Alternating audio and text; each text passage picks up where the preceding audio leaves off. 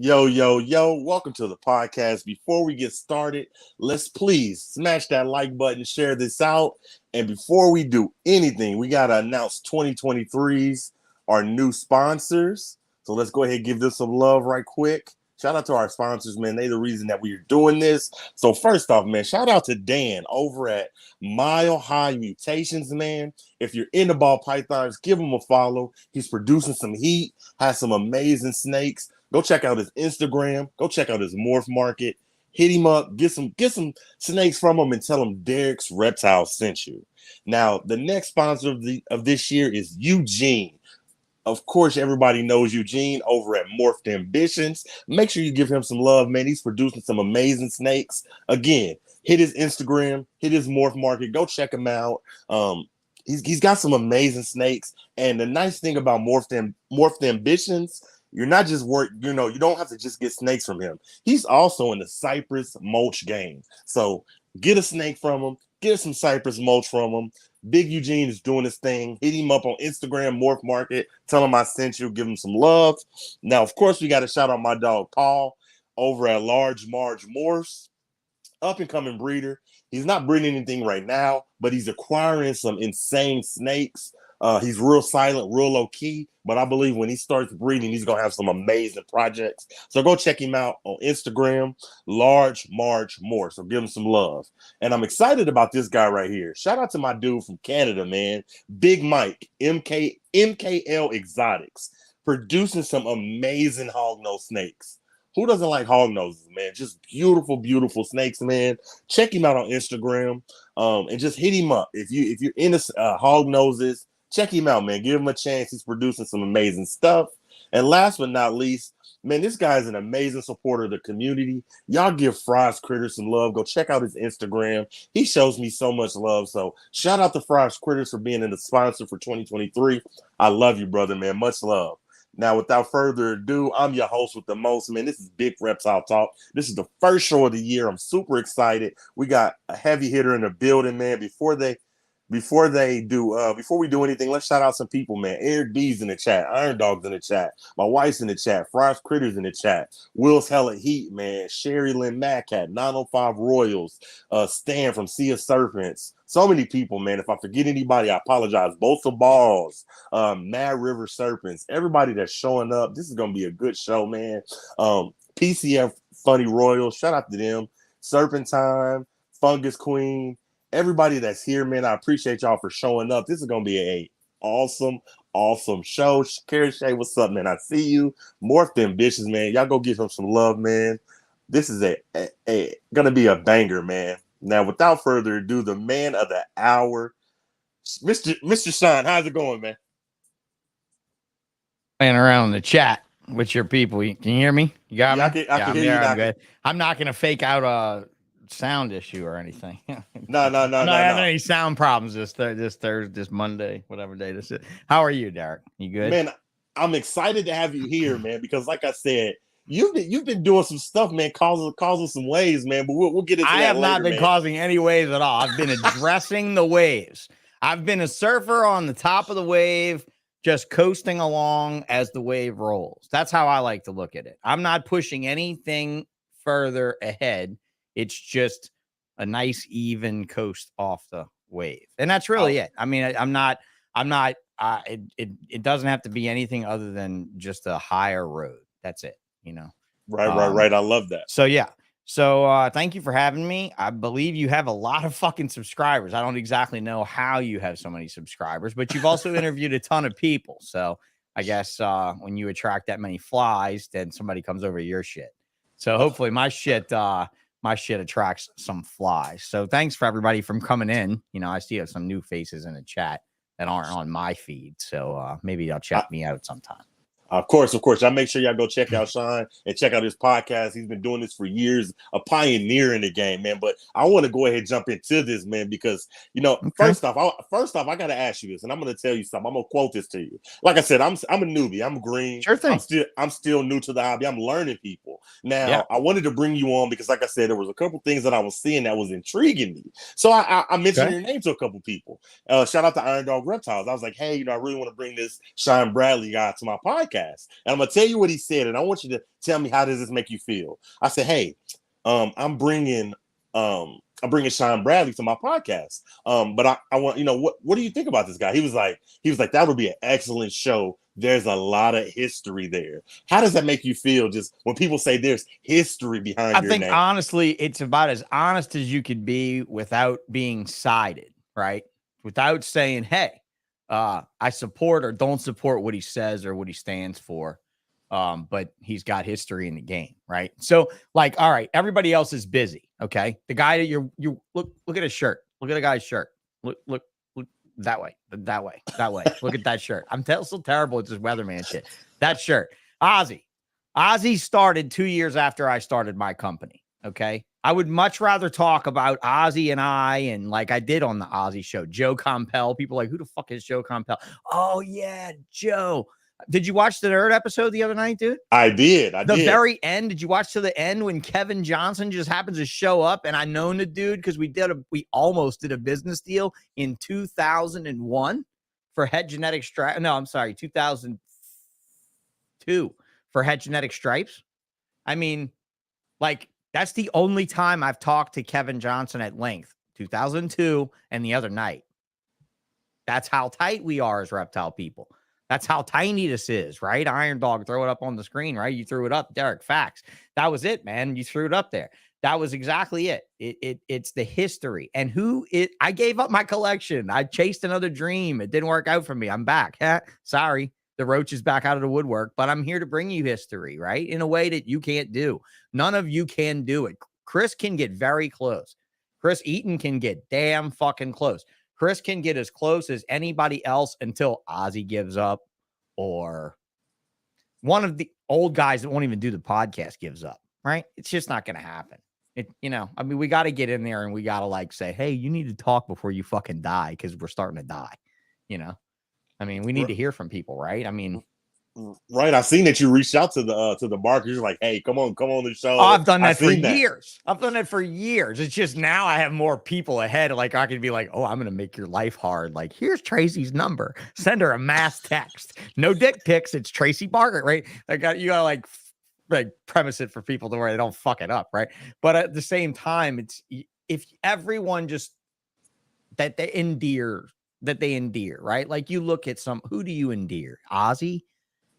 Look at how open he is to talk about his successes and about his failures and stuff.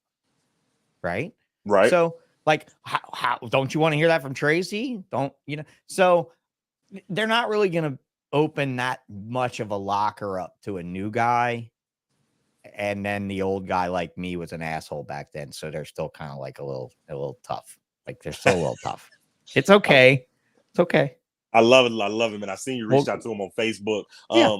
Man, I gotta ask, man, because like I said, people say there's so much history behind your name. How many years have you been in the reptile game? I went to my first reptile show when I was 13 in March of 1993. So I went to my first Orlando show when I had my driver's permit. That was Daytona. So Daytona now was in Orlando. The exact show moved in 1999 was the very last year. It was in Orlando. It moved to Daytona in 2000. It needed to be bigger. Daytona's nice to go chill and be by the beach and stuff, but it's terrible for international clients. So it really kind of fucked with them a lot, right? Because if you try to fly into Daytona Beach Airport, you have to fly into Atlanta and sit through a long layover, or you have to go to Orlando and cab like an hour and 20 minutes in a cab. And nowadays a cab fees probably fucking kill you, doing that. So the show kind of like dwindled. It got huge, right? Because it could for the first few years. And then it started to get, when Tinley came around in 2001, it just started to pinch it, right? And it just pinched it down because, dude, Chicago's got 2 fucking international airports, a regional, Midway, and an O'Hare. So you can bring in Japanese people and European people, and because they're going to come. If you have a big show like, back in the day, right now, it's cheaper just to buy on Morph Market and ship the shit. But before, right, like you would have the Japanese people that own SIG International before Daisuke would come and buy for the Japanese. The Japanese people would come to Daytona They'd have a whole giant table because you couldn't get early unless you paid for a table, Derek.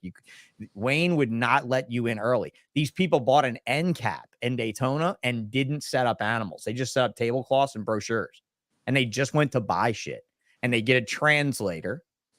And the guy that ran the company's name is Mike Plank. I actually just caught up with him the other day. I caught up with somebody that's going to maybe get him on my podcast so we can talk about this, right?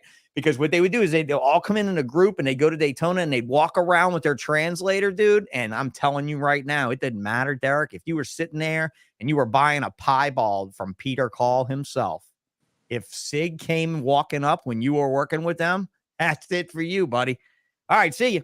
And that's it. They're gone. But that might be like $100,000 in that sale, bro. Like, so they're not going to care about your 10 grand. They're just going to look at that 100 grand. So like talking to those people and like being back then when you literally had a Japanese, a Chinese, you know what I'm saying? Like people from around the world buying stuff at the show. They're not like, it's not like that no more, bro. That day is dead. I love it, man. That just insane, man. Now, you know, a lot of people don't understand this. You know, you're heavy. You're not just into reptiles. You're fit the fish game, reptiles, lizards, geckos, everything, man. Yeah. But I gotta ask though. You know, to me, you're primarily known for ball pythons. So, what made you want to focus on ball pythons? I rode that wave, Derek. I mean, honestly, I'm gonna tell you, when I was 19 years old, I worked in a pet store.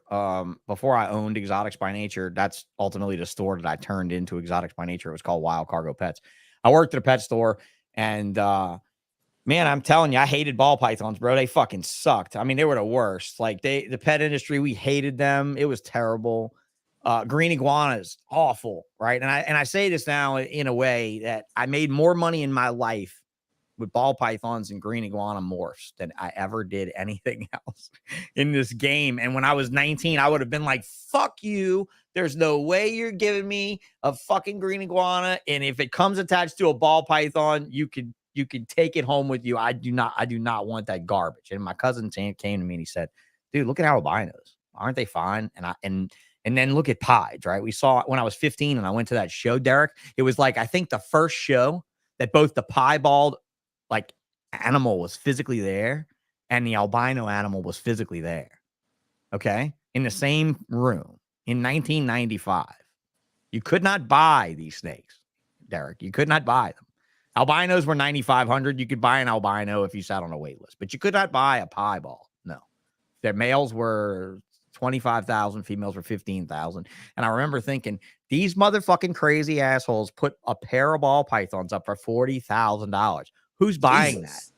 Who's buying that? Turns out every single one of them sold, right? Turns out it was a great, it's a pied, bro. Look at it. Think of how amazing that is when it first comes out. Like we talked pre-show about pinstripes, right? We were talking about pinstripes. Yes. Think about that, guys, right? Like just stop for a minute. Everybody in the room, even the angry Atrox who might not give a flying fuck about a ball python, right?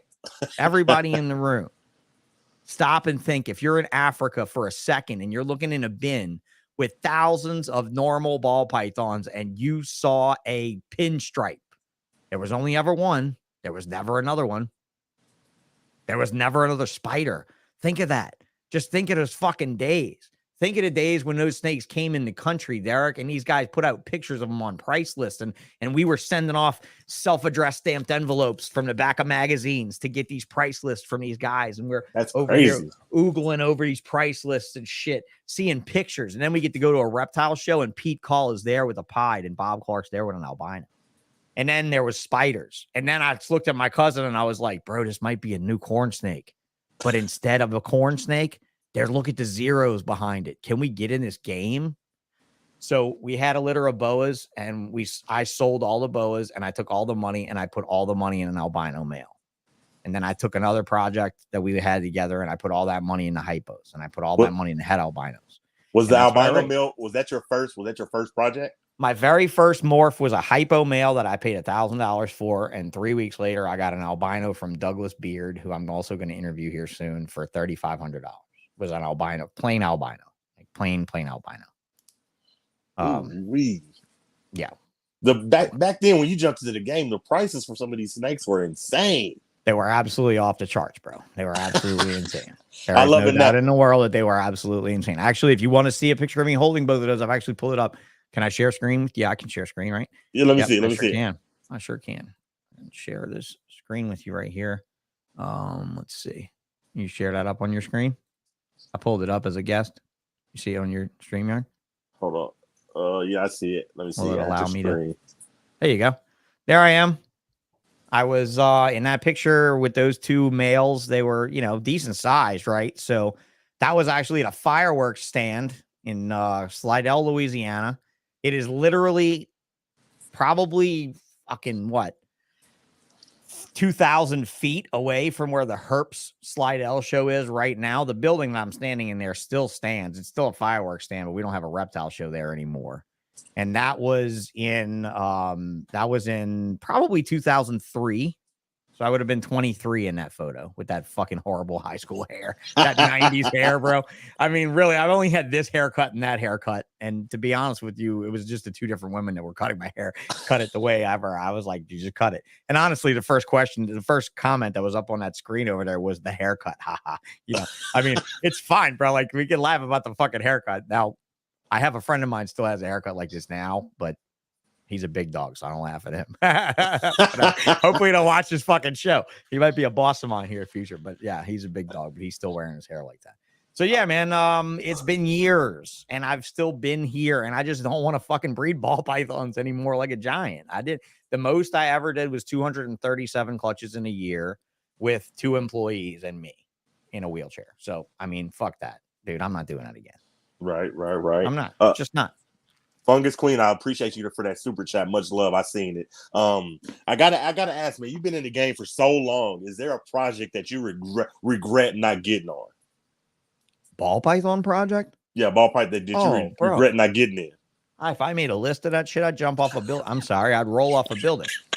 I had to build a ramp.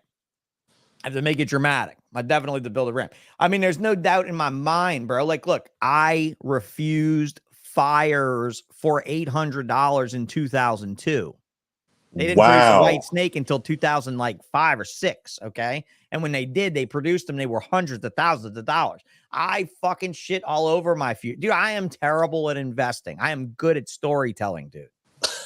That's it. That was it. I don't believe, right? I'm not going to preach. I'm not going to question you. Don't question my beliefs because I'm going to give it to you straight as a biology guy. I'm going to tell you we are born, we die, we rot, things grow from us. They're born, right? That's the cycle of life. That's how it works. I'm an aquarium guy. I believe in the nitrogen cycle, right? I don't believe in heaven because that doesn't go in a circle. I believe in the earth being round and the solar system going around and round and biology going round and round. That's my belief system, okay? So from there on, if there is a creator out there, he put me on earth to fuck up and tell you guys all about it. That's what he did. That's it. I mean, I'm here to literally fuck up and tell you guys all about it. I've pretty much decided that. I'm not sure where my place is in life, but maybe rolling around helps me, right? Ian Niadowski, owner of Outback Reptiles. I'm not sure you know Outback Reptiles. I do. But Ian himself told me, bro, you need to get off that podcasting about snakes and start podcasting about wheelchairs. You will not make $1 million podcasting about snakes. And I'm like, you're right about that. But it takes a certain maturity to podcast about wheelchairs. So I think I'm just about getting there. I love it, man. But yeah, projects I missed, bro. Look, I turned down a Mojave and a Lesser before the blue-eyed leucistic was made, before the Daddy Platy was made. I turned down a pair of those for $6,000. John Piro bought a pair of Lessers 3 months later for $50,000. Jesus. That's big money, man. I turned down a Mojave for $3,000. Call Mark Mandick and ask him what he did. He brought one from Canada down for me to to Graziani's place, and I paid his ass $9,000 for it, like a fucking retard. I mean, look, watch my crypto. Look, I was rolling with crypto the other day, last Thursday, when I thought I was going to be having a great day and everything was wonderful, dude. My crypto account went from like $2,000 to like $7,000, and now it's back to $800. Trust me, I can fuck up and tell you all about it. There's no doubt. I mean, it's left and right. Like, I'm used to it. I always used to say I'm an average guy. Like, you can tell how good your luck is by your eggs, right? Check your incubator. You want to know how lucky you are? Check your incubator. Not your tires going flat, not your car breaking. That shit happens to everybody. You want to know how lucky you are? Check your incubator. I'm an average guy. Okay. I'm not ever going to, like Ralph Davis, the sun shone on his ass every fucking day of every week of every year. He did this and he kicked our asses collectively. He beat the shit out of us around every turn before Justin took his place. Right. And I mean, really, that's honestly it. Someone has to lead the march, right? Somebody does. So it's not going to be me. I'm going to be the one here to tell you all about it. Right. So that's my history. Like I've passed on so many projects, bro. It's disgusting. But I've also got like I literally, Peter Call was walking out of a show once carrying a bunch of tubs. And in the corner of the tub that had escaped or whatever from its cup was the very first Suma ball. And I saw it and I was like, what the fuck is that? And he was like, you know, Amir, that motherfucker, he always owes me money. He didn't have the money he owed me. He tries to tell me this piece of shit's worth $20,000. Ain't no way this piece of shit's worth $20,000. I looked at him and I was like, that piece of shit's worth $20,000. You know, and I was like, what makes it? And so I got him to take, when he went to the car, I followed his ass all the way out to his vehicle. And I was like, give me that tub. And I popped it open and we looked at mahogany. Right. And then I hit up Amir and I was like, bro, what? And he said, I'll do you a $15,000 trade for a pair of mahoganies. Now, that was strong value for a pharaoh. You know what a mahogany looks like, right? Yeah, of course. It's a pretty normal looking snake for $15,000. Like, you know what I mean? Like back in the day, we were looking at like crazy shit for that kind of money right then. Like champagne and what else was crazy? Sunset was still untouchable. But, you know, crazy stuff like that. So, yeah, I missed a lot, but I got a few. Right? Some of my shit stuck, bro. Like puzzle was good. I didn't do it. And I never claimed I did it. You know, it's in the video on the EBN channel, the puzzle video. But you were heavily involved in it though, right? Well, I bought it all from the guy that started it. So like I sold animals that started it to a customer and then bought the whole project back from the customer. Yeah. Oh, wow. I was Sean got his subs from torturing innocent animals in live feedings. Gross and bad for the hobby. Really? I've never done a live feeding in my life. Is that supposed to be a joke? Somebody blocked that. Time her out. Oh, okay. Yeah, it's weird. Time her out. That's strange. That's odd. That's an odd accusation right there. I've never done a live feeding in my life. Yeah. Actually, you do live feedings though, don't you? Yeah. I'm not ashamed. I feed my animals. I bring guests on my podcast. I feed my animals. Can we talk about that? Can we jump over to that? Because this fucking person decided to post that super chat and spend $10 to say that. Like, you spend $10 to say that. Let her say it. I mean, really, by all means, no need. Pay $10 to talk smack. Bring it back up. Don't even block it. Like, really, pay $10 for it. Don't even block it. But at the same time, like, let's really address live feeding on videos. All right. So what I would personally do is see that ticker at the bottom down there. I would say something like this. I mean, this is just me. I would say, and this is what I did in my store, that all of our rodents get the utmost treatment and quality of care. They get a fabulous life, right? We give them everything they need. They're clean, they're healthy, they're good, they're straightforward, they're all great. But yet we have to feed our animals, and we have animals that eat animals.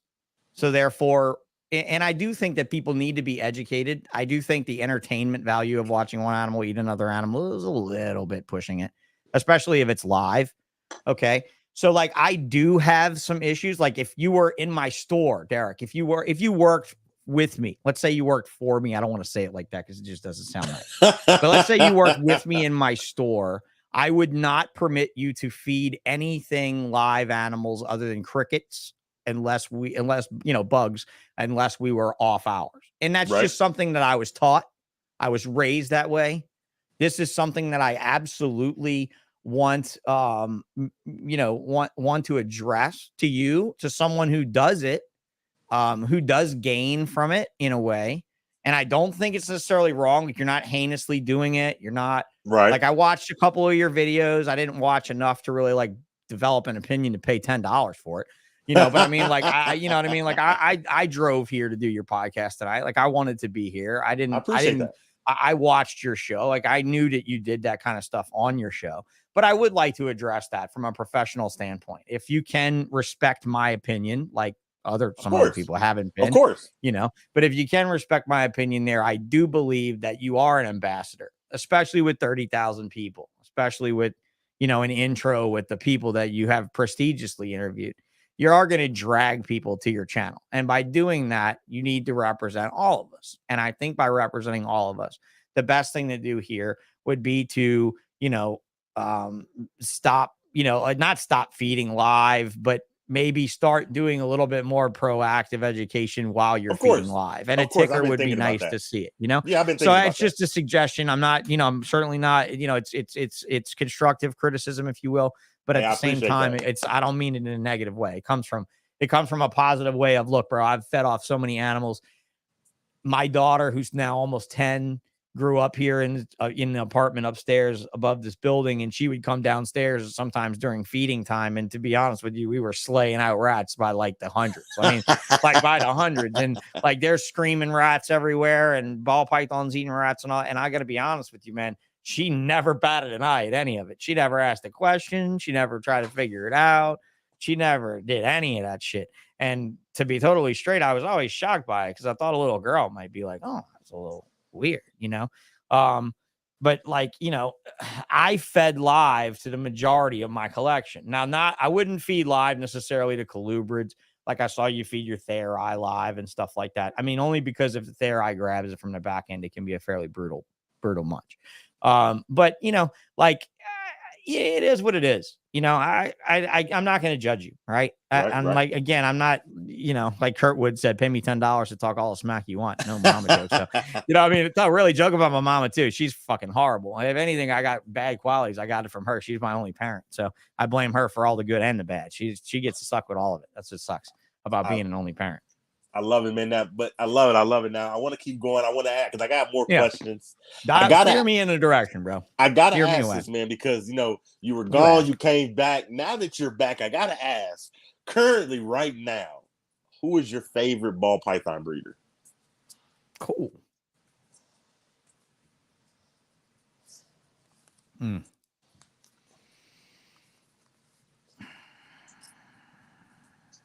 We love everybody, but who's your favorite? Man, that's pretty tough, dude.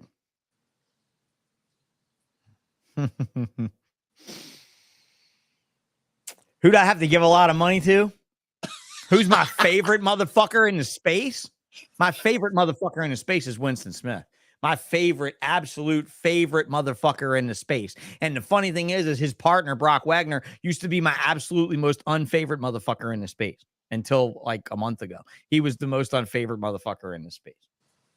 But really at this point it was like, but I mean, yeah, I could say Noco, but he's like a brother, and Limey's like a brother. Like, I'm not going to say they're a favorite ball python breeder. Like, I would do business with them because I wouldn't do business with them because they probably would give me too much of a good deal. They probably would be like, hey, take this extra stuff. And no, but if I was actually going to pick, collectively a guy that I love in the space overall, I think Winston's absolutely where it's at.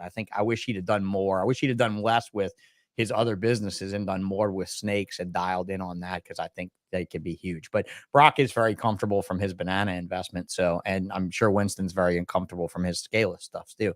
So, I mean, I still love Winston. He's probably one of my favorite guys if I just had to go to it. But Antoine Hood, tons of personality. If I'm talking about somebody that's coming up or come up in the game, I love Antoine very much. My sponsors are all great. I could always rattle off one of them 8, but fuck it, I do that twice a week. They pay me to do that. And the way it is, there's quite a few of them here in the chat, and he's one of them right there. He said, Ralph Davis got me in this hobby, Mad River. Spent many long hours watching his YouTube channel. I mean, imagine if Ralph had the energy he had when he used to write the journal, when he used to do all that shit now. Like, you guys would be smoked, dude. Like, you'd be fucking smoked. But them, dude, they lose their way, man, or they lose something, right? They get a divorce, right? The kids grow up and go off to college and something happens, or the kids are just distracted. They're not helping anymore. In the case of Pete Call, his wife passed, untimely, incredibly untimely. Amy passed, and Amy was fucking amazing. And Pete's battled with that ever since, guys. I'm going to tell you, it's a hard road for him. If any of y'all are ever close to Pete Call, if any of y'all have the ability to reach out to him sometime, reach out to him. Tell him you love him. I was planning on reaching out to him soon because I've been wanting to get Pete Call on my show. Yeah. We need to talk. Look, if you make a note of that, we'll talk about that off screen. I'll give you a little bit of insight there off screen, but I don't want to say it online. But yeah, happy New Year's to you for your super chat coming up there. Yeah. Hey, Guapa May, thank you for Yeah. all the super chats. I appreciate you. Yeah, Now, look at you getting rich over here, bro. Look at you rolling in that with your TV fire in the background. Look, keeping warm in that room. I love it. I love, the TV fire. It gives you that ambiance, makes you I feel, get you, man. My green screen gets boring, bro. My green screen gets boring. I'm about to run this. I wanted to really wear this green screen out. That was the idea, was to wear this motherfucker out. And in other words, you have no idea what I'm going to build behind that. Wow. I mean, I'm going to build like my little set, right? I think I'm going to build my little set with a little ball python rack and a little terrarium and a 3D printer and a reef tank. And, it'll be like my little wall, like your little Fire TV there. I just need to put a bunch of TVs on and just play all those. So then y'all don't know. Like if I put them in the box just right, if I framed them up, if I got the TV and like cut the back of the Exoterra out and put it in the Exoterra just right, I can switch that shit up every week and fuck with y'all.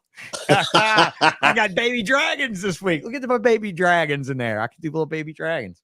Have a little animator, animate me little shit, I love it, man. I love it. We got upwards of 50 amazing people here, man. Just thank you all for being here. Now I gotta ask this, man, because you're real heavy in the puzzle gene. You bought all of it. Now I want to talk about, you ran into kind of a snag. If you don't want to talk about it, you don't have to, but you were selling off, you ran into some problems with selling your collection, I think. What was going on with that? Oh, People didn't want to buy. They didn't want to pay the money that you were asking. Okay, so basically, what happened was when I wanted to leave ball pythons, I was working in my facility. I have a room for growing coral. I built the whole room here for growing coral, whole reef room here, just for me to have a place to go and do that. And it's not running right now, but it's sitting there and it's chilling, waiting, right, for me to set it back up. But my friend that was helping me with it at the time, we didn't have a store in the area at all. And he saw how stressed I was in the game and how aggravated and everything. And I kept talking about the writing on the wall. And the writing on the wall, Derek, was the economy of ball pythons is getting very difficult. It's going to go the way that Kabilka says it's going to go. Okay. Like in the way of, oh, look at this red gene. Boom, everybody needs red gene. Oh, look at what clown does. Boom, everybody needs clown. Oh, look at what this does. Boom. And the funny thing is he bought puzzle stuff from me and multiple people multiple times, and you never see Kabilka put out puzzle stuff. So you just wait until he finally does. And when he does, it's going to be a fucking rocket. And everybody's going to be like, what the puzzle fuck? And everybody's going to jump on it again, right? And what I saw was, Derek, I saw a collection that I built for 18 years. Mm-hmm. You know what that means? That means 10-year-old female cinnamons. That means 12-year-old female spiders. What in the world am I going to do with that these days? I didn't retool like Ozzy, with that nice fresh t-shirt. He didn't retool his logo. That's the one thing he did it one time. He changed it once. He changed it. And then that's it. He changed his collection again and again. He told me, he said, bro, stop doing what you're doing and start taking those females. And I'm like, bro, I just got her up to size. She's just now laying 10 eggs for me. And I didn't realize that whole 2 season and out bullshit. I never did that. I had females here that laid eggs here 12 fucking years, dude. 13 years, 14 years. I mean, I had female normals here in 2000. Shit, I think I sold maybe 5 female normals at the end with my collection, bro.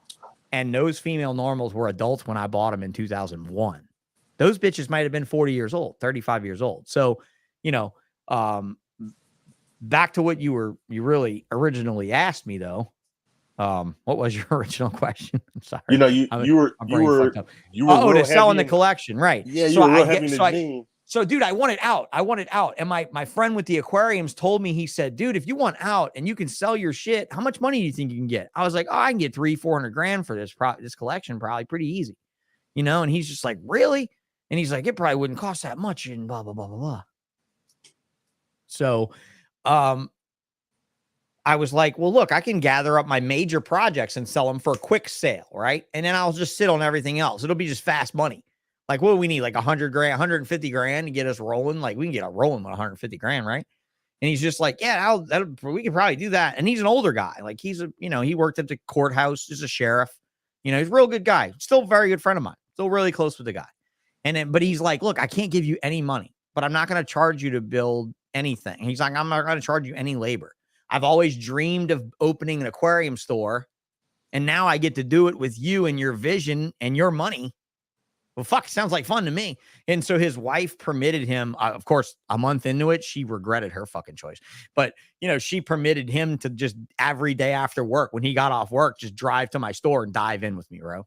Right. So I offered the collection of puzzles up for $100,000 to one group of people. It was 200, and on the price list in retail, it was $237,000 retail. Okay.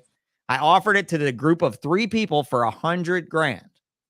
That should have been a take out your fucking wallet and just start counting the money. That should not have been a let's talk and let's do a contract and let's come see him and let's do it. No. If I offered that up to you right now, if I'd offered that up in 2021, bro, it would have been $400,000 and somebody would have bought it like that. It was every single animal I had, every visual, every het, every possible het, every baby, every single puzzle animal that I had. Okay. And $100,000 was a steal. And we went through contracts and revisions and this and that. And Gabriel, and, was a friend of mine, a kid that was kind of helping me out with stuff. And, I was talking to him a lot, and I didn't know if he was talking to one of the guys in the 3. And basically, ultimately, I said, look, I'm going to rent this place. And I just basically kind of let a little lie out about that I rented a place, and it kind of put me under pressure before we finished the contract. And the very next day, the contract came in at $50,000. And I was like, what is this? And they said, and it said in there a little clause, a little paragraph. If you're wondering why we changed the price, consider the day 2 benefit. I have it all in writing. I can't show it because of the people's names on it. I don't want to incriminate 2 of the 3 because the one of the 3 was in charge of it. 2 of the 3 are guilty as fuck. The third of the 3, however, is completely obliviously honest, and he does not need a stain. He doesn't. He has my respect, and he does not need a stain. So that paper will not come out unless it's a legal issue. I don't think it'll be a legal issue. I mean, this is years now, bro. This is fucking 2019. I don't care about it anymore, but it did spoil a relationship with a certain someone, right? Because that's what ultimately spoiled that, I believe. So honestly, that was it, man. They fucked me on that deal. They tried to fuck me. They didn't fuck me because it wasn't an agreement yet, Derek. They came back with the contract, said $50,000. I was like, what is this? And they said, oh, we heard you rented a place. Now you need the money. You'll take the money. And I'm like, this is puzzle, bro. Everybody stomped clowns already in 2019. You guys that are still stomping clowns, I'm happy for you. I really am, but you're getting close to the end of the fucking rope. You better be about to jump to another ship, and puzzle is that ship. Puzzle is that ship. So I was like, dude, 100,000, you can walk with it. And the one guy I tell you is innocent, Derek. You know what he said to me when it all came and done? And I called him up and I told him, I said, I can't believe you'd be a part of this. He said, a part of what? And I explained to him what happened. And he said, wait a minute. This is why I know they were trying to fuck him. If he ever listens to this, he knows who he is. He said, wait a minute. We could have bought every single animal you had for only $100,000.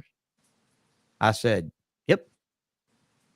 And he was like, and what did they do?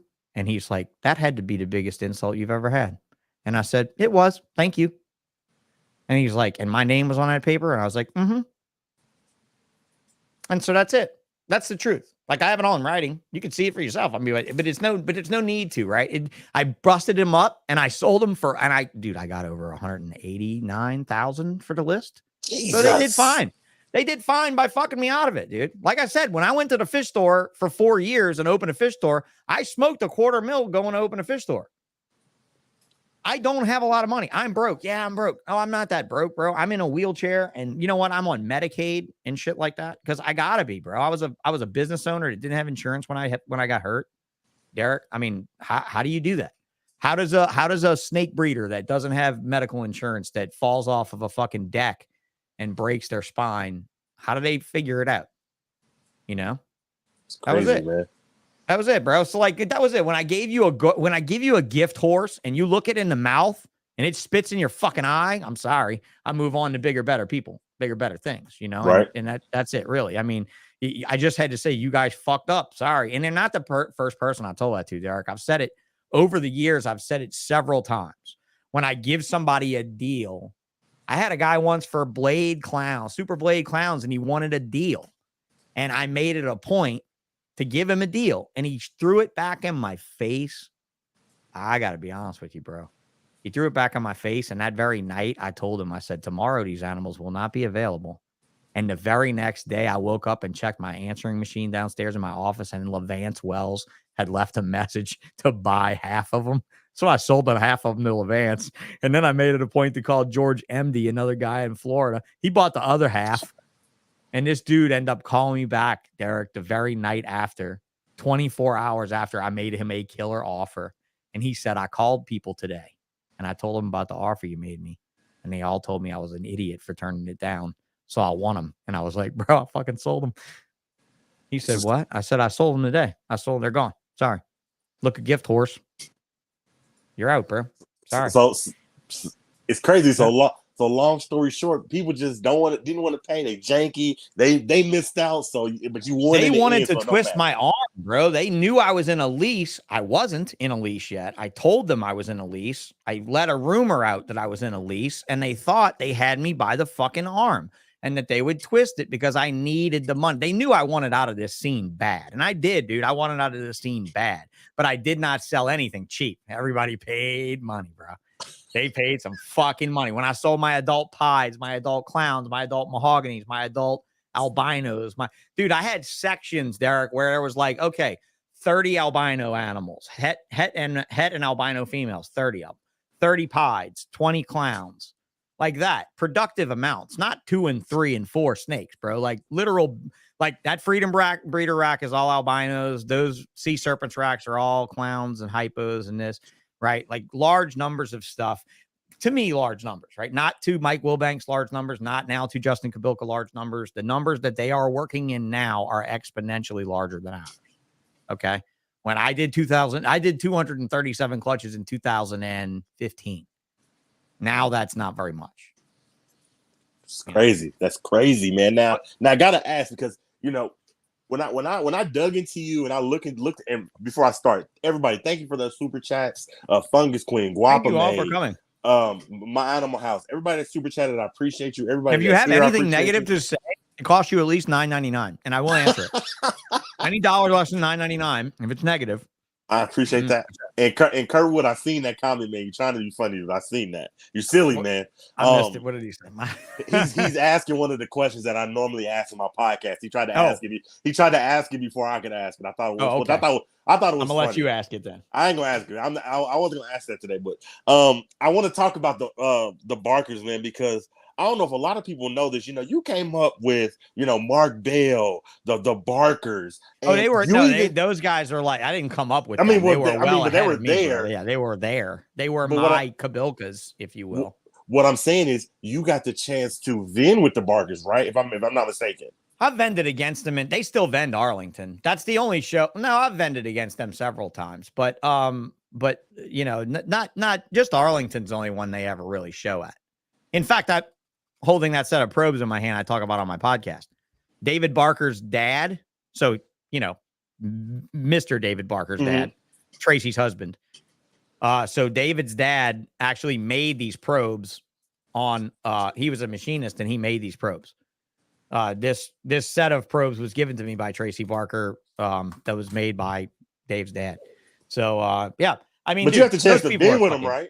I've vended with them. I've when I was 15 years old, she told me off. I mean, that was great. I was vindicated 20 years later when I sold her a trio of clowns that she was blown away by. And she asked me, how did I make these Super Blade clowns so nice and clean? And I said, well, it all started. How did I tell her the story? I said, it all started 20 years ago when a boy had a dream about talking to a woman at a reptile show about a clown. And she told that boy she did not have time to talk to him. So he spent the next 20 years making better and better and better clowns until finally the lady herself bought the clowns from him. I told her that on the phone after she bought them, after she said, unpacked $7,000 worth of clowns and was like, oh, these things are amazing. How did this happen? And I was like, oh, because you broke my heart when I was a kid and I had to show you up and take your fucking money. And that's exactly what I told her. I showed you up. I took your money at your own game. Ha ha. I got the final laugh. It just took me 20 fucking years to do it. And so somebody out there is going to do it to Justin, and Justin's waiting for you to do it. I'm telling you. And I like Justin. I love Justin in a way that Justin's always been an amazing person, always been a good competitor, always been a good market leader, always never had anybody fuck with him. So I'm fucking with you because nobody else ever did. That's all. That's it. And he knows that, though. Like, I really, truly think he knows that I truly don't have any problem with him at all and never, ever, ever did. I do have a problem with the mass of people that follow a one ideal business leader. But then again, it's people. It's what we do, right? We're always going to have some thing. You know? Right. There's always going to be something, right? There's always going to be a leader. There's always going to be a thing. I personally want to live my life and do as much stuff as I can do. So yeah, dude, I fucking fire sold this collection for top dollar right before COVID, like a dumb fuck, right? Like sold all my crypto right before it goes up. Same thing. I'll sell everything. If I'm selling it, keep your shit, bro. Tomorrow it's going to be worth more money. I promise you. Like if I'm getting rid of it, I'll get off it. Look at Sean. He's getting off of it. Get on it. Get on it. Get on it. I mean, really, seriously, if you are smart, you do the exact opposite of what I do business-wise, and you fucking rock. Okay. But at the end of the day, dude, I'm still hatching about the right odds. That's all. I don't have good luck in life outside the door, but in the incubator, it's always been a pretty average thing. You know, I love it. Really, man. how else do you look at it? How else do you look at like when somebody says he doesn't breed ball pythons anymore because he was a failure at breeding ball pythons? Like, what the fuck do you mean? First of all, a 5-year-old can breed a ball python. Congratulations. Pet stores do it accidentally in 20-gallon tanks, bro. Like, it's not a big deal. Okay. All right. And at the end of the day, right? Okay, like, thank you very much for that. Like, thank him for that, right there. That's his $10, but not my $10. Thank you. Hopefully, like, how about this? How about some of you guys migrate to my channel and give me a sub so that I can one day accept $10 from somebody being nice or treating me like shit. Either one. I don't really give a fuck. Like, I'll let people throw darts at me for the right amount of money. But at the same time, like, they got to have bad aim or a good drop so it at least hits me below the chest so I don't feel it all that much. But dude, I'm telling you right now, man, the life that I've led with this industry has been more of a, ooh, what's that over there? Like, that's really been it. Like, that is really it. I am a fucking looky-loo. Like, Kevin McCurley is me with a structured business that he's stuck with. That's the difference. Like, I know this now. I know my bipolar. I know my psychosis, right? I know what drives me crazy. I know what I love, and I love experiencing new shit. That's it. I love experiencing new shit. Excuse me. I'm sorry for that. I'm really sorry. I'm really sorry that when I got tired of owning a fish store after only 3 years, I fire sold that motherfucker and came back to something I liked. Guess what? Sorry. Sorry, not sorry. I'm not going to stay doing something I'm miserable at. Last year, you know what, Derek? A bunch of rumors have gone around that I fucking flopped with the fish store and I didn't make any money. I had a 1,100 square foot store, including the bathroom, which was a 100 square foot fucking bathroom. 900 square foot of retail space, Derek. Freshwater and saltwater fish in a little town, and I did $300,000 in 2021. Jesus. Okay, right. Like, that's what I'm saying. I'm not bad at it. I just didn't want to kill any more animals, right? Like, I was at the fish store and I was like, you guys are all serial killers. You know that? Every fish guy, you're a serial killer. If you're a fish guy, you're a serial killer. I've been a serial killer my whole life. Why? Because I keep fish. I kill them all in the same horrible way. and that's it. I got tired of throwing my money away and life away in the fish store. And I found my customer, one of my customers that I have to say I both loved and hated in moments, who had money and resources, who wanted to buy it. And you know what? I saw a recession coming, Derek. I felt the squeeze in my store. I'm like, fuck this. I'm good. Yeah, you're in. I'm out. That's it. I'm good. No. You know, 905 Royals, fish are a pain in the ass. No, they're not a pain in the ass. Fish people are generally a pain in the ass, only because they don't do what you tell them to do. Reptile people, we basically do, like, we do what we're supposed to do. You know, like, how many reptiles have you sold to people that you know that just went home and just put them in next to the refrigerator on the counter and just didn't do nothing with them? Like, they need heat. Oh, really? No. Really? You know, it's hard. It's just very hard. So I didn't like that part of the business, bro. I didn't. I love fish. I love the coral industry because it's very prolific, right? And you can kill them and bring them back. And you can, like, one coral polyp, one little bitty polyp on one branch is all you need to reshape an entire colony of an animal. And that is pretty awesome because a reptile doesn't die back, right? A fish doesn't die back, right? It fucking dies, right? It just dies or it lives and does good. It doesn't die back. But a coral can die back and prosper back, right? So there's some replenishment there, right? So I do like it still as a business standpoint, and I will go back into coral. That I'm just taking a break. I'm definitely taking a break. I think I'll go back into corals this month, but in this year, coming in my room over here. I'm not doing a store though, no way. But yeah, dude, that was the only people that jerked me around, and then I sold the rest of my collection, Derek. That was a whole nother sale. Okay, the puzzle sale was one sale, and then the next sale was very fulfilling, and that was Brad from Snakes and Stuff in Florida. Him and his dad came to buy my blood python collection, and while they were here, his dad pulled me aside. His dad slipped me his business card. He said, "We want to buy this whole place. We want to buy you out."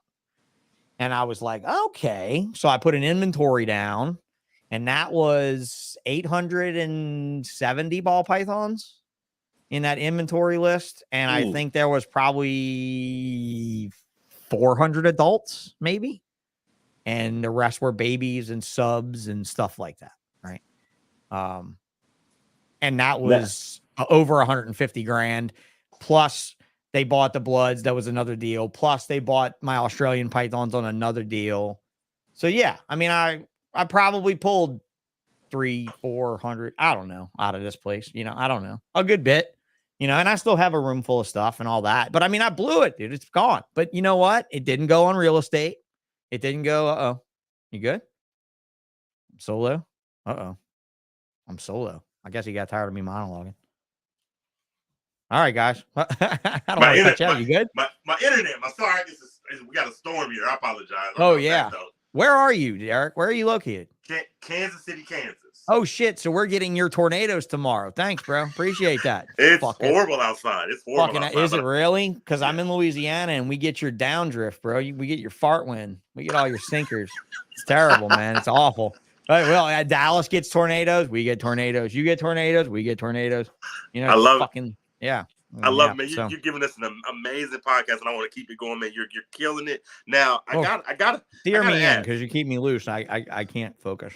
I don't have my own structure. Kurtwood, thank you so much for that super chat, man. I appreciate you.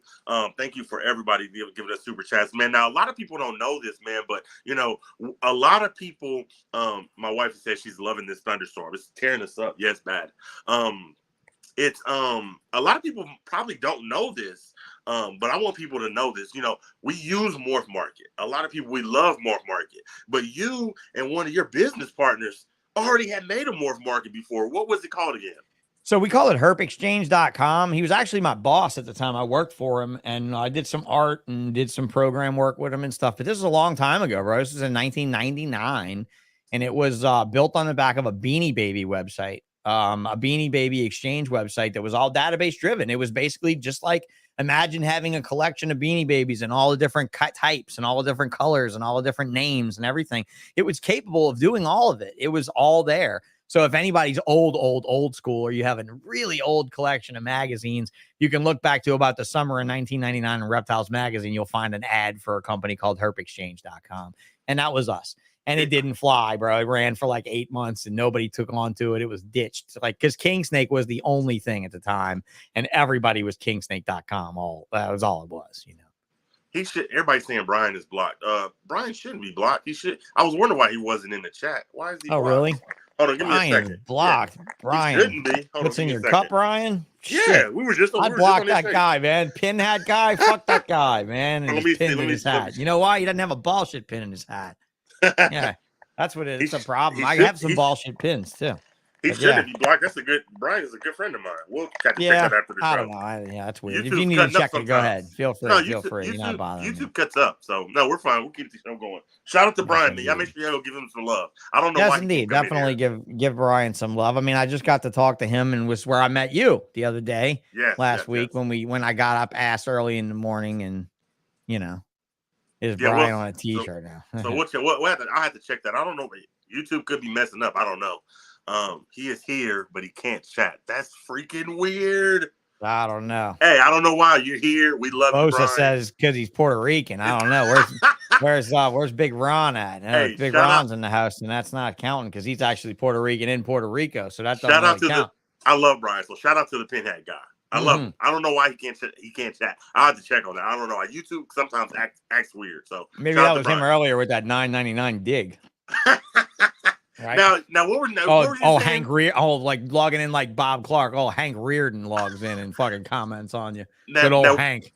Old Hank Reardon. I think that it's insane that y'all are visionaries. Y'all were able to see a need. Bro, all for I something. did was buy something some other dude proved out. Don't give me that visionary credit. I'm shit. talking about with the morph market thing.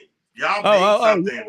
Yeah. Years ahead of the time. The thing is, dude, we were corn snake guys, bro. We were corn snake breeders. We didn't care about a ball python. We were doing it for corns and for reptiles in general because it was mostly for corn snakes and leopard geckos because that's what we were doing, But it was a database-based system where you could put in adults and you could log their baby. Now, it wouldn't do all the cool stuff Morph Market does. I mean, Morph Market is beyond, right? I mean, this is 20 years later, but databases have been around in Web 2 for a long time, or even Web 1. I would say this was Web 2 and a Web 1 day.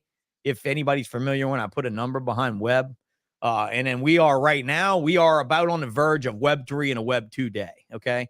So Web 3 is coming. Web 3 is virtual reality, augmented reality, AR, NFTs, crypto. That's Web 3. Video gaming with profit, with real money. This is all Web 3. You're coming up on Web 3, okay? Web 3 of reptiles is going to be fucking crazy. You know what I told John Lehman from Morph Market today, Derek? What? I said, could you imagine in 10 years, there's a possibility that did you happen to check out the Hold Back Rack podcast episode from Friday where these girls charted the morphs? She charted them like a stock where they're on a ticker where it shows the males and the females and the variations in the price and where the males deviated from the females. Dude, if Morph Market was programmed to do this in 10 years, if I wanted to invest in puzzle, I don't necessarily have to. Maybe I'd just give a guy money that has puzzle because I like it on a chart. And what is that called? Morph Market for real. What if you really made snakes a stock market? What if you really knew that male clowns were not performing nearly as well as females? So you either had to raise your price of males or lower your price of females, something to get the disparagement, right? Something to get the disparity between the two of them smaller. Like to look at the economics of snakes. And I've been saying this a lot, and it's kind of, I hoped that it inspired Jessica Hare to do it. I don't care if it did or not. But you guys need to go and look at the Hold Back Rack podcast from this Friday on YouTube and watch the shit that Jessica Hare put together because it is outstanding. It is a stock analysis of several genes over the last years, Derek, through COVID. From 18, 19, 20, 21, 22. Like it shows you what they did and what went up and down. It is absolutely insane. And I hope to God her and I could do this ABCs of ball python thing and tackle the whole list of ball pythons on Morph Market because she's the one to help me do it, along with John Feely, who I said was going to help me, but he's too busy. And his podcast is taken off too. So he's very busy with that. But dude, she is just amazing with that shit. So go check it out. You guys all need to check that shit out. It was stunning. And dude, if John could do that, I was like, could you imagine me actually putting my money and actually betting, like fucking gambling on clown or puzzle or this or that? Oh yeah, that's it for real. I'm kidding. I'm not kidding. That shit makes me crazy. It makes me excited because that's a whole new world of snakes that I never would have imagined before. If I could know what morphs were outperforming the other morphs when I was doing this 15 years ago, be a different game. Right. Completely. I love it. Now I gotta ask, and if you don't want to talk about it, you don't have to, but it's, you are fairly known for getting into it with one of the biggest guys in the hobby, Brian Barczyk. Okay. Looking back on that now, do you regret it? And what kind of happened? What's the place? I regret how I handled it, but I don't really know if there was any other way to handle it. Like sometimes you just gotta fucking kick a door in. I mean, really though, you raise your eyebrows like that. Like I like your facial expression. I'm big on body language and stuff like that. And when I said that, you're like, oh, like your eyes went up. I mean, you have interviewed all of them. Now I will say this, and this is heartfelt. Okay. I have Lori Barczyk knitted quilts for both of my children, my son who's passed and my daughter who's alive and well. I have my Barczyk quilts, very well stored. extremely highly cherished. And where my personal and business history deviated with them is very sad. But at some point, there must be a deviation when you mix these two things. And I hate to say that it has deviated me in other people's lives. It's either been a friendship or a business thing, right? Or both. Could be both, right? Like, Derek, you're married, right? Your wife's in the chat. Happy wife, happy life. What do you fight about? You fight about money and you fight about sex. If it's not about money and it's not about sex, then it's not worth fighting about. It's all people ever fought about. Gold and religion, right? Money and passion. That's what they fight. That's what they fight about. Okay. So whenever you get friends and the friends are so close and they're so close for generational decades, okay, decades, friends, decades. In other words, like having personal crisis and pick up the phone and calling each other, right? Close friends, close enough to have babies with blankets knitted, right? That close. And then business takes a real fucking turn. And that's it. I mean, he got a little butthurt when I didn't buy a scaleless from him, but in all honesty, I tried to call him and contact him, and it didn't work out that way. Okay. If I'm being honest, and this gives me an honest place to express myself in a not negative way. Okay. Yeah. I was like, Brian, we need to talk. Called him on the phone, send him a text. Hey bro, give me a call. Send him a text. Email. Hey dude, give me a shout. Send him an email. Let it soak for like a week, right? Got an investor, wants to drop $50,000 on a scaleless head. Ready to rock and roll, right? Ready to rock and roll. 50 grand in the bank, ready to roll. Dude, it's greased, Derek. It's ready to fly out the door. We both kissed the $50,000 goodbye for a scaleless head male. Like, we're both like done. We're like, all right, the money's there. It's in the bank. It's slick. It's ready to slide out. We don't care about it. It's gone. Okay. Now I'm trying to find the scaleless head to send it to, right? I'm trying to find a breeder, whether it's Brian Barchak or Mike Wilbanks. And who do I ask first? BHB. We go back. I hadn't bought anything from him in a couple of years because I've been a little concerned with health and quality of animals that I've seen. I won't go into detail. We talked about it pre-show a little bit. Yeah. Right. So I was concerned. So as any concerned buyer would do, I backed away from the livestock of the company. Still friendly, still friends. Backed away from the livestock. Hit him up and like, hey, bro, I'm interested in talking. What did I say? I did not say I wanted to spend $50,000 because I'm not buying a $50,000 phone call. You understand me? Like, Derek, when I go to a car lot, I want to look at the car I'm going to own for the next however many years, right? I don't want to necessarily tell the sales guy that I'm here and I'm green and I'm ready to buy and I've got the money in my pocket. Sell me something right now.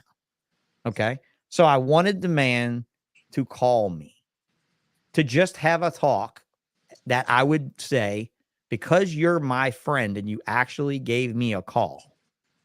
Now, this dude, we were tight, okay? We were super. The first season of Snake Bites, he did a show in Arlington, the top 5. It's deleted now. You can't find it now. The top 5 shows, it's like amateur porn on Pornhub from fucking 10 years ago. You can't find it. They deleted it all. It was the 5 best tables at the Arlington NARBC show, and my EBN table won the #1 best table. Then me and my fiance were producing a calendar of ball python morphs, boa constrictor morphs, and a corn snake, all individual calendars, a ball, a boa, and a corn snake calendar every year. And they were doing like a little funny ad for it on Snake Bites, like, hey, Lori, when do we have to ship that snake? And Lori's in the office like, I don't know. Let me check my EBN ball python morph calendar. You know, it was cute. It was awesome, right? We did a lot together. We had fun. Filming and stuff was awesome. When he first started, I was all into it. I was really behind him. And then I saw, like, I was like, bro, you're really going to deviate from things. Your collection might wane. Your relationships might wane. When you spend so much time on something, right? When you spend so much time focusing on a production, a lot of things fade out in the background. So anyway, I think a lot of us faded out in the background, but we were super tight. So I just wanted to say, hey, I want to buy a scaleless head from you, but I don't want to tell you in a text that that's why I'm calling. And he never called me, bro. Derek, he never called me. I hit him up like 2 or 3 times. He never called me. And I realize if you don't have time, but bro, I'm not the guy that hits you up all the time. Like, I'm not the guy that's like, hey man, what are you doing? I'm at the Burger King. I'm just chilling. I'm bored. I just smoked a bowl and I'm just not really feeling much right now. And that's me smoking a bowl. I mean, I do smoke weed and I'm not ripping on anybody else. To be totally straight with you, dude, it did not surprise me one bit that he didn't call me. It did not surprise me one bit. And I hit him, hey, bro, this is really important. Give me a call. Nothing. So I called Mike Wilbanks and I'm like, bro, you want 50 grand? I want the most scaleless head pastel motherfucker you got.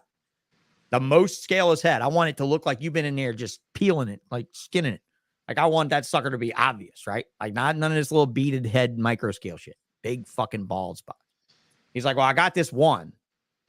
And somebody else tried to go there like that same week with 50 grand in hand and buy that one. And he was like, no, I've already sent a photo to Sean and I will not be crucified publicly for sending that animal out that he picked out. And I did pick that animal out and we paid $50,000 for it and I got it. And I was like, Mike, where's the news on the scaleless? I don't know. I keep asking Brian to make posts, but he won't make posts. And I'm like, fuck. What's the market going to do when we all have babies this year? Because I got one and he got one and they got one and they got. And dude, I got an ultrasound machine, Derek. You know what that means? That means I have 40 of whatever I buy the next year, minimum. That's what that means. Okay. So if I buy a male, let's say, you know, some greased, crazy fucking fireball comes out from Africa and it's dominant, ink dom. It's incomplete dominant. I buy that bitch for 50 grand. With the army of females I have here in the ultrasound, I can promise my investor that we will see at least 35 to 40 visual animals from that animal in 18 months from buying it. And you're like, what? That's fucking money, right? That's better than GameStop. That's better than short and GameStop in 21. All right, that's money. So, you know, it's one of those things where I was pissed off that nothing was being said. So I hit up the guy I gave 50 grand to, and I'm shaking him like, would you shake Brian, please? Because you gave him 175 grand for 3 males last year. You bought all 3 males last year for 175 grand. Would you please shake the motherfucker and make him put out a video of the scaleless ball showing the world that it is alive? Yeah, dude. To the point where, because there was 2 of them born, right? It was a male and a female born, and the female had an incredibly short jaw. Both of them made it to Tinley in 2013. They were at that show. I did that broadcast from the very first upload on my Spotify and my channel, my bullshit Spotify channel. That was the very first upload. So anyway, yeah, like, so this is the story. Like, you want the story. This is the story of scaleless balls. Like, the female died. He didn't want to tell anybody that the female died. Everybody knew the female died. To the point. And I did not make... Can you excuse me for a minute? Take your time. Take your time. Can I go? Hey, go handle your business. You know what? Wait, let me finish the story, then I'll show you. Okay, it'll be better that way anyway. I'll finish the story and I'll show you. So I'm like shaking up the public like, dude, what the fuck? Why is Brian not showing anybody anything? And you can go back. The episodes are still uploaded. You can go listen to them fresh. Like episode 7. I don't know. It's there, dude. It's definitely there. You can listen to it all fresh if you want to. I mean, I am apologetic for some of it. But dude, when you lead a project like that, that's like me telling you, look, man, we got this thing and it makes this thing. And you wouldn't believe the thing it makes. But I'm telling you, it's amazing. Look at this photo of it. Oh, wow. Yeah, I remember seeing that 2 years ago whenever. Yeah. Where's it now? We got it. Yeah, but where is it? It's here. But where? Well, right here. Well, can you show us? Well, yeah. When? It's here. But can you show us? It's here. We promise. Like, show it. And so I came out and I was like, what in the actual fuck? This dude's fucking needs to show us the snake. And literally the very next day, Lori posted a video of it crawling on the carpet in their house. And then 2 months after that, it showed up in Daytona with all of these keloided scars all over it. People were making videos mocking it while it was there. Bro, that project flamed out. If anything in the world would have been a class action lawsuit, it would be a scaleless ball python investment, because we all lost money except for them too. We all did. We all lost. And you know what's really sad is in the pursuit of that loss, a lot of snakes died. And a lot of people are killing snakes, right? Because scaleless ball pythons are not, I mean, there are people that keep them good, right? Earl Jones keeps them very good. He's probably one of the sharper ones. Mike Wilbanks, constriction addiction. There's a bunch of people that keep them well, but let's be honest, bro. You cannot sell a pair of scaleless head ball pythons to a customer and expect them to have a homozygous animal and succeed with it. Like, you really need more advanced care abilities and stuff. I'm really sorry to say. And then you have a video of both Wilbanks and Brian on the internet saying that it's not a good project, that it's a bad project. And if Brian knew that when it was 2 years old. So that was really my thing that started it, was like, come out with the information, bro. Tell us what we bought. Because honestly, we bought a bag of shit. I'm really sorry that we bought a bag of shit. And I don't know, like, what, I hope that doesn't, come back on me saying all this stuff like I am. I really hope that it doesn't. But at the same time, I mean, I'll be rude. You want me to cut it out? No. I mean, this is a live show. I've said it to these folks. It's really fine. Like, I don't hate on anybody for that. Like, I'm not wishing anyone bad. Like, I'm not wishing personal harm or any, like, I really wish we could talk about things and you could see it from my side, because from my side, my investor lost a lot of money. I lost a lot of money. I lost a lot of time. Snakes lost their lives. I could have bought a Sunset with that money, bro, and been high on the horse, right? I'd be high on the horse with Sunset. Like, I probably wouldn't have got out of ball pythons, dude. That really ran me down. That project ran me down because my investor. See, here's the deal. I'll tell you straight up how the investment works. You pay for the snake. I breed the snake. I keep 60%. You're like, how does that work? Well, dude, I bring all the females. I bring all the marketing. I bring all the shipping. I bring the credit card processing. Right? I do all that shit. I do all that for my 60%, right? And you get 40% as the investor, but you sit over there and you do nothing, right? Now, here's the thing, Derek, I want you to think about something for a minute. If you build up a big ball python collection and that was a good comment. That scaleless head is a great enhancer gene.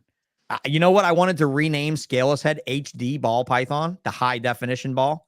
Let's call it the HD ball because it's smaller pixels, therefore higher definition. It will make snakes look incredible. It is much smaller scalation. The scalation is more like a retic than it is like a ball python. So, like, you can get a much finer pattern on that animal than you could anything else, right? So I think it would be fabulous by itself, but not without somebody chasing that fucking thing. Is that Deadly Tarantula Girl? That is. Marita, I love you. I miss you so much. I miss Marita so much, man. She and I had a lot of fun podcasting back in the day. I'd like to do more of that with you too, Derek. If my honesty doesn't get me in trouble. I'm gonna tell you something. Losing money or not, you're still a humble guy. You have so much history behind you, man. So we're gonna keep this going, man. Nobody can lose money in America with a smile on their face like I can. Right, nobody. Right. Nobody can. Nobody can. I know very few people that can light a stack of hundreds on fire and watch it burn to see if it burns a different color. Very few people. And I don't say that braggingly. I say now that after I lost a child and I was injured, because I mean, again, right. I mean, the loss of that, dude, it really puts life in perspective. When I wake up in the morning, I struggle to get my back pain under control without opiates. Most of you struggle with building your snake building or going to work and, doing some deal at work or dealing with a board of directors or a meeting, a safety meeting or like that. Like, my struggle every day is literally waking up.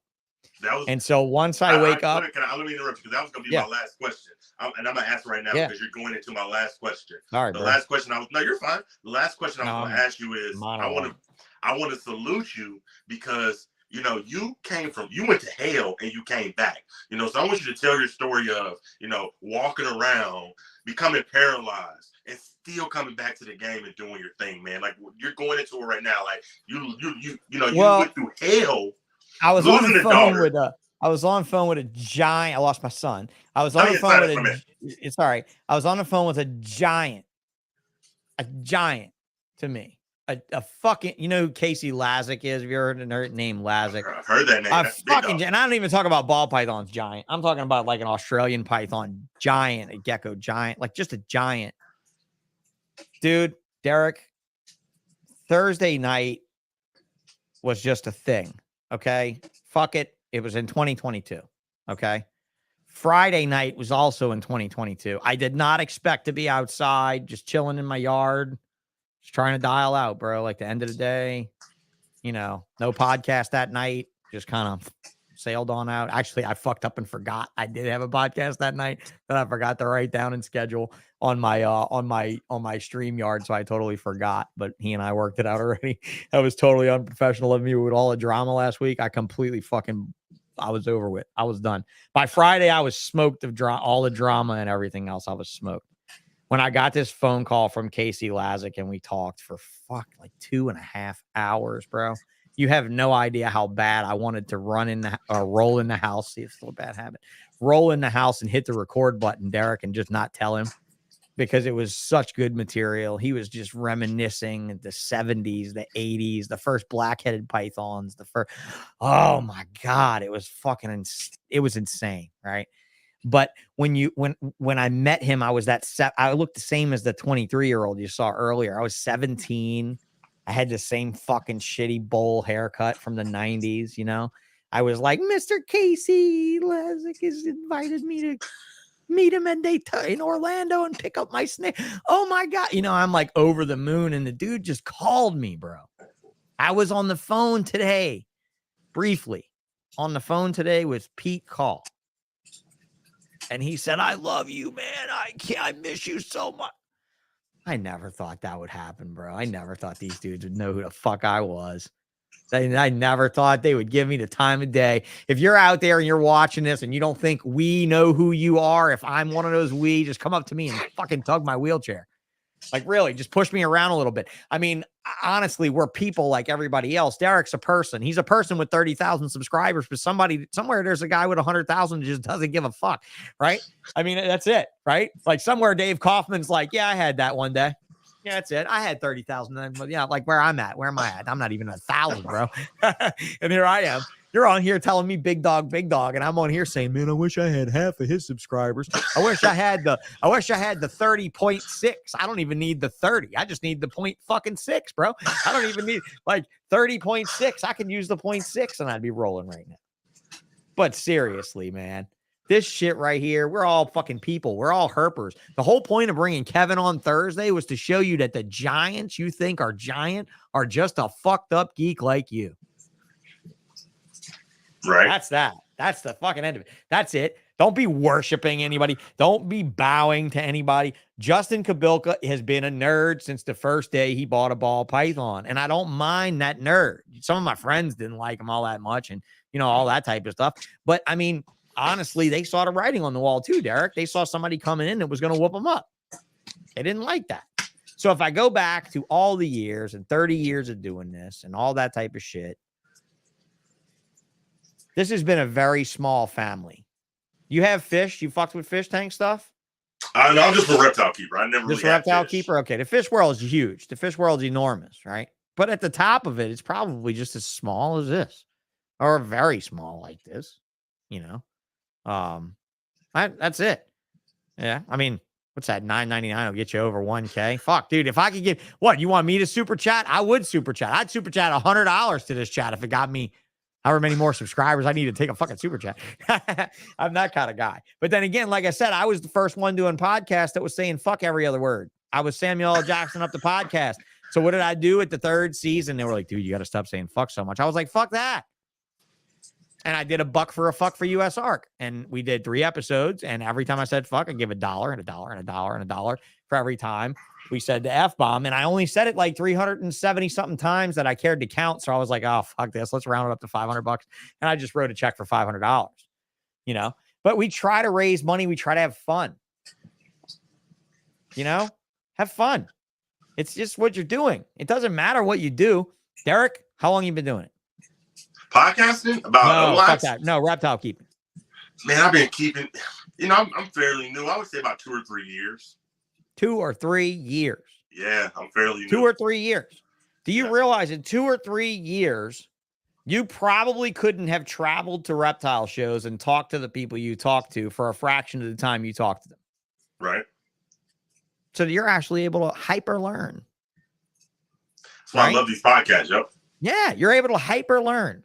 Why do you think I came back? To bring you back the shit you weren't learning. All of you guys are teaching class. You're all teaching different classes. Not one of you motherfuckers is teaching history. Maybe Chris. I'll give Chris credit. He's teaching history, right? Is there somebody else out there though that I'm missing, Derek? That's like bringing repeated old school. You've had a lot of people, right?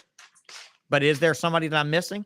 Is there a great podcaster out there that's bringing back all the knowledge of the older days? And that's what I wanted to do. I'm gonna shout out to all my buddies, man. Iron Animal Show is good. Balling with Brian, shout out to Balling with Brian. Okay. I love the Cut Up Boys show. I love all my buddies, man. Everybody out there that's podcasting, much love to y'all, man. It's room for everybody. Yeah, I think so too. As long as you're not a dickhead. As long as you're a dickhead and you know what temperature you can run to, right? Like, I mean, I think some of like when you find it, you really want Trooper Walsh, you better get on that, girl. You got a better shot of getting Trooper than anybody, right? You better get on that shit. Send him a picture. Send him a picture dressed up as Princess Leia or some shit that you do. That'll get it. He's old enough. I mean, Eugene won't do it either, you know? I mean, Marita, you got a shot. You know what you need to do to get Eugene Bissett is go to a show and just pin him down. I can't be anywhere near you, you know? But Eugene would be the next guy to get if you can't get Trooper, because he was Trooper's partner with all of our green tree pythons and shit. So, yeah, that was that. And I mean, dude, Trooper Walsh was the first guy to breed Komodo dragons in captivity. I mean, that dude's got history, right? I mean, Trooper's the man. So if you could get Trooper Marita, I want to know. I want a notification. I want to watch that shit for sure. Last time I talked to Trooper, we were both taking a piss at a urinal. It's been a minute, you know. It's been a minute. So yeah, you asked me about that history thing, and I kind of shied away from it. But personal history wise, bro, I've never done anything else. Okay, Derek. Whatever you were doing before 3 years ago, I was doing this. Whatever Chris was doing while he was playing music, I was doing this. Whatever the other guy was doing while he was doing whatever the fuck it was he was doing, I was doing this. I've never not done anything but this. When I was 17, I did the moderation in the King Snake chat. That really opened up a lot of worlds for me, bro. I was about to ask that King Snake. I was going to say chat rooms were the only thing we had in the 90s, bro. And in the 90s, toxic, though. What's that? But see, were they toxic like they were today? Like the Facebook? No. When I say chat room, bro, the King Snake chat was like this chat. It was a live rolling chat like you were on some fucking cam girl website or YouTube. So not like the Facebook. No, not a message that stayed there. Not a forum chat. This was the King Snake chat. The King Snake forum was a mess. And that's where Cindy Steinley, if you guys know Cindy, she's blonde. She's always at the shows at Tinley Park especially. Cindy worked for King Snake forever. Cindy was PH Faust was her screen name. And she was the moderator that would always delete our comments on King Snake.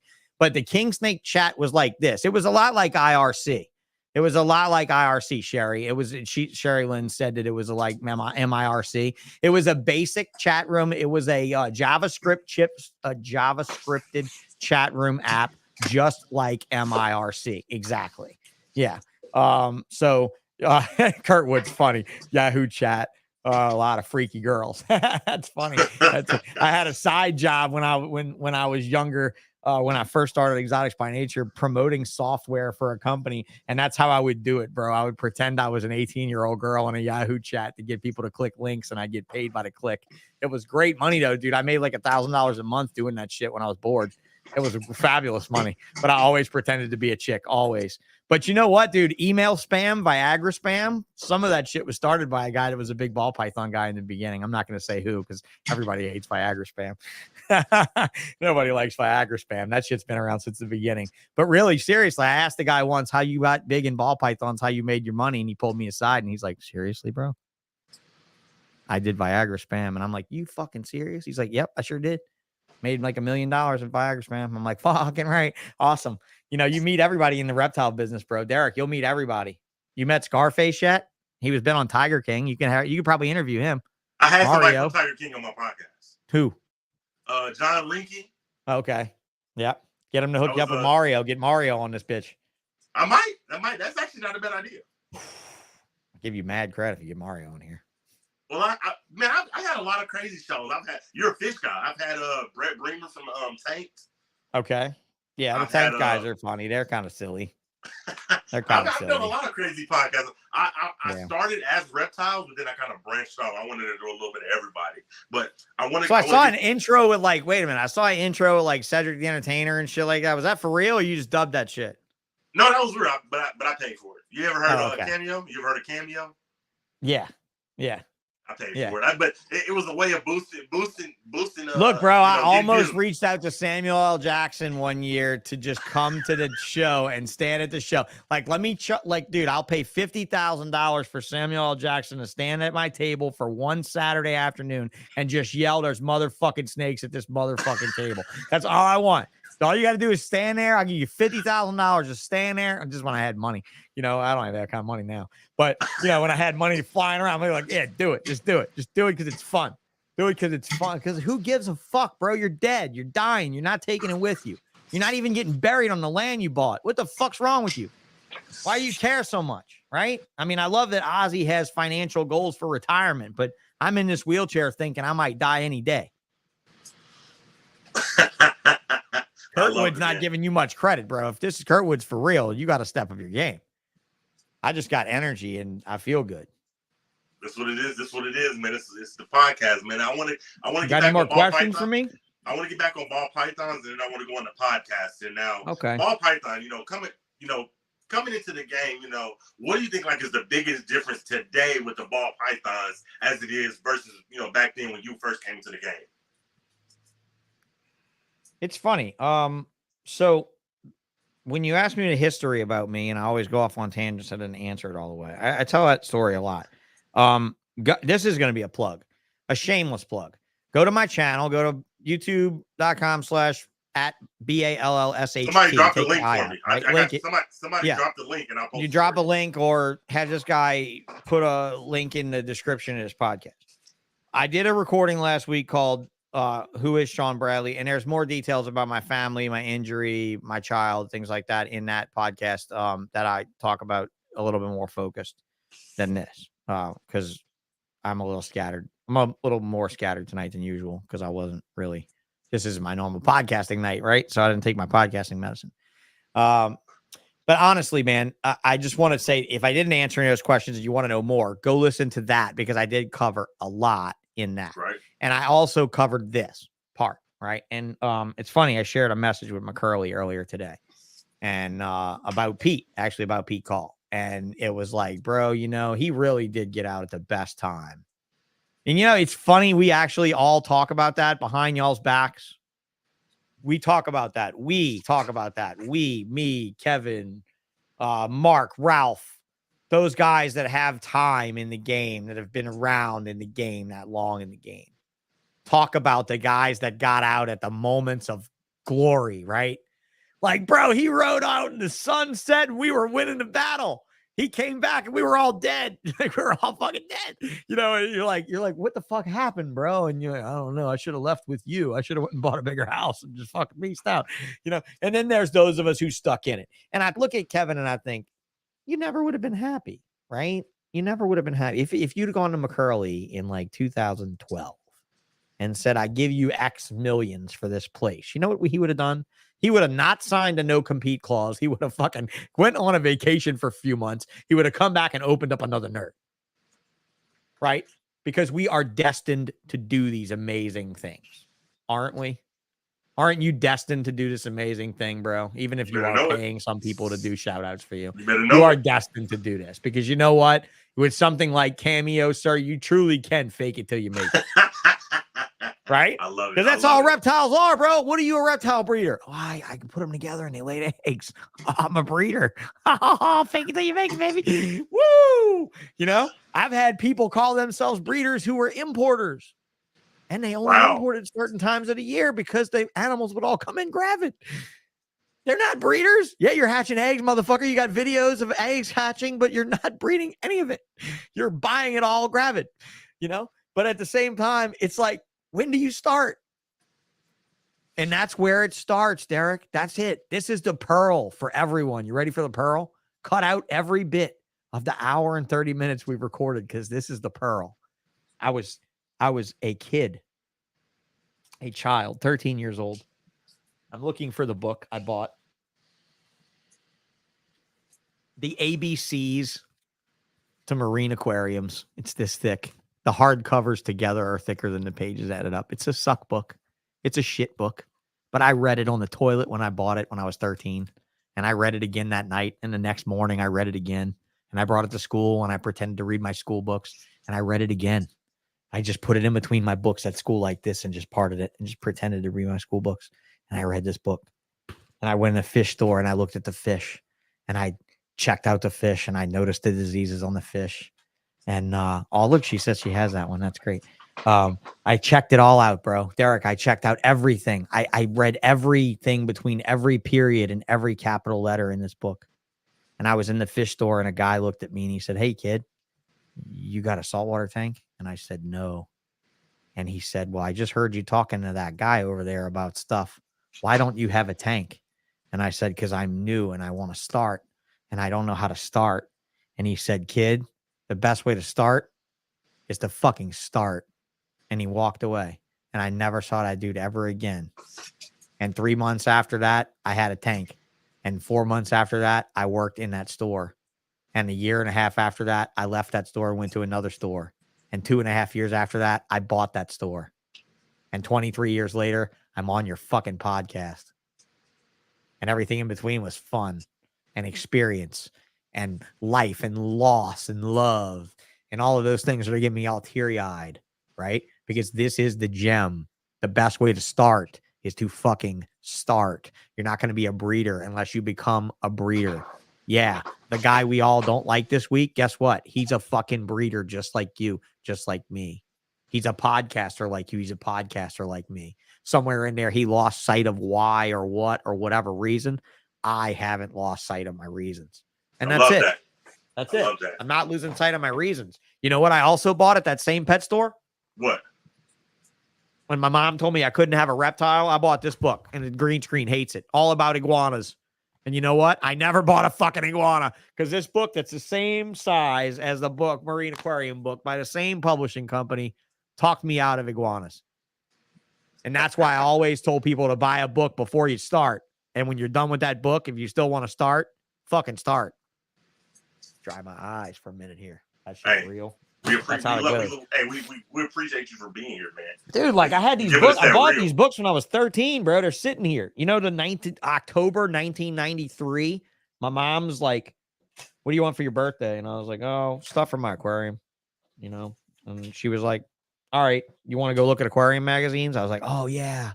She said, "Well, I have to go to the grocery store, and there's a newsstand right next door called the Town Crier." Ironically, my aquarium store last year closed or was open next to the Town Crier, one of their locations. It's really funny. I went in there in October of 1997 and I bought the very first issue of Reptiles magazine right off the shelf. The very first one. And so to be there, I was not there for the very first aquarium hobbyist. I was not there for the very first marine aquarium manual. I was not there for but I was there for the very first Reptiles branded magazine. Not Vivarium, not Reptiles and Infamy, but Reptiles. And by that, it changed my fucking life, dude. And I never thought I would ride this wave this far. Never. So you know what? Every day I get here, it's another day on the wave, dude. Thanks a lot for having me. You know, that's kind of how I feel about it, really.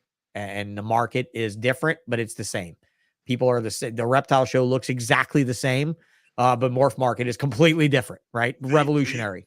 Do you still think people can come in and make the money that people are making, or you think it's kind of going downhill right now? Okay, I think the money can be made, but I think you have to absolutely forsake everything, okay? If you come in the scene and you're 20-something and you have a child, I'm sorry, you're probably not going to do it. If you're 35 and you have a family, I'm sorry, you're probably not going to do it. If you're 45 and your kids are grown, I'm sorry, you're probably not going to do it. I mean, you got to realize Corey Woods and I started on the same block in the way of we were teenagers. We had girlfriends, and when they wanted shit, we bought snakes and dealt with the anger. You know what I mean? Like, that's the kind of shit. Like, when you forsake everything for your dream, you must, right? Like, Derek, I had an opportunity when I was 19 years old to either move to California to live with my girlfriend in San Francisco, one of my favorite places on earth, and work at the East Bay Vivarium, one of the oldest reptile shops in the fucking world. And I gave it up to own my own place. That was a hard thing to do, bro. for a 19-year-old who had just lost his virginity to that girl. Dang. That was a hard fucking thing to do, son. To not look at her and be, I'm in love with her. I want to move away with her. Like, you know how many 19-year-olds I've met since then, bro? A fucking lot. You know, I've told them all, take the business. Don't move for the girl. Don't move for the girl. And if the girl tells you she doesn't want you and because you chose the business, tell her that's fine. Because she'll come back when that business is rolling in 3 years. I promise you. You know, I promise you. She'll be like, look at that motherfucker go. You know, because that's exactly what happened to me. We did a long distance relationship for 5 years while she went to Berkeley. For 4.5 years, she graduated from Berkeley. She moved to Louisiana, and we made Exotics by Nature on the map. Her photographs are in handfuls of these books next to me with photo credits to her. This magazine I was holding in my hand earlier is called Ultimate Exotics. This magazine in my hand was from, it's still produced, I think, was from October of 2004. All of this, there's photography in this magazine. All these corn snake photos in the center of this magazine were all my photos. Like, that's the thing. When you say, who is Sean Bradley? You know, I'm published in magazines around the world. That's fun. That's always a fun detail to go to, you know, but I don't always go to it. But it was fabulous to be able to write articles for a magazine in South Africa, bro, in the early 2000s. Could you imagine? Now they have now we're gonna podcast with some South Africans here real soon. We're gonna have them on the Ball Shit channel. I'm gonna have the best ball python breeders of South Africa on the Ball Python show here pretty soon. And we'll talk about the economy in a little bitty country on the bottom of a big ass continent that nobody ever thinks would have its own reptile economy, dude. I mean, this dude had a magazine, bro. I mean, it was a magazine. Many multiple pages. I mean, it was only out like, I think he did 6 of them a year. And dude, the ads in here, if you saw all the ads, you'd be like, there's this many businesses in South Africa in this business. And this was in 2004. That's fucking stunning. You know, Killing it, man. You're killing it. Yeah. Well, you're giving me an opportunity to be open. So thank you. I love it, man. Keep being open. That's what this is about. This is an amazing way to start my year. I just appreciate you, man. Now, I gotta ask, you know, you still have your hand in snakes. Like, what are some of your current projects, if you don't mind me asking? So I have a lot of corn snakes. I still have about 80 or so ball pythons, maybe 70 or 80 or something like that. Sherilyn, wasn't there sea monkey ads in it? That's funny. Yeah, there definitely were sea monkey ads in there for sure. Not in this one, not in the South African magazine. This actually was a really hardcore serious magazine. There was a reptile store in South Africa. That's why he produced it. He made the production. And so it helped his store out tremendously. But yeah, where were we again? I'm sorry. Now I got two hot seat questions, and then I want to go into the hot seat questions. Just to have a little fun. It's nothing major. Just to have a little fun. Oh, that's fun. Fine. I've already gotten some major stuff out, so just to have a little fun, and then we'll go into the podcast and stuff before you go. Hot seat question number 1. You know, you're selling snakes. You like the colubers. You said you got your hand on a lot of corn snake steak. Shout out. Yeah, and I also have like the micro pythons from Australia, the anthills, children's, spotteds. I have some blood python projects. It's really not special, guys. Like my project wise in ball pythons, I have a puzzle project. Yeah, I saw that. I have a puzzle project brewing. I have a puzzle project I'm building off of Hetz, and Ozzy's sending me some stuff, and William sent me some stuff. And, you know, I'm really gracious to these guys for helping me out and helping me back in the game. I got some tri-stripe stuff I'm fucking with. And honestly, that's it. Like there's a pied and an albino pride. I kept my first snakes, Derek, my first hypo and my first albino male. I still own them both, and I still breed them yearly. Because, I mean, what in life is there to a ball python in a cage but eating, sleeping, and fucking?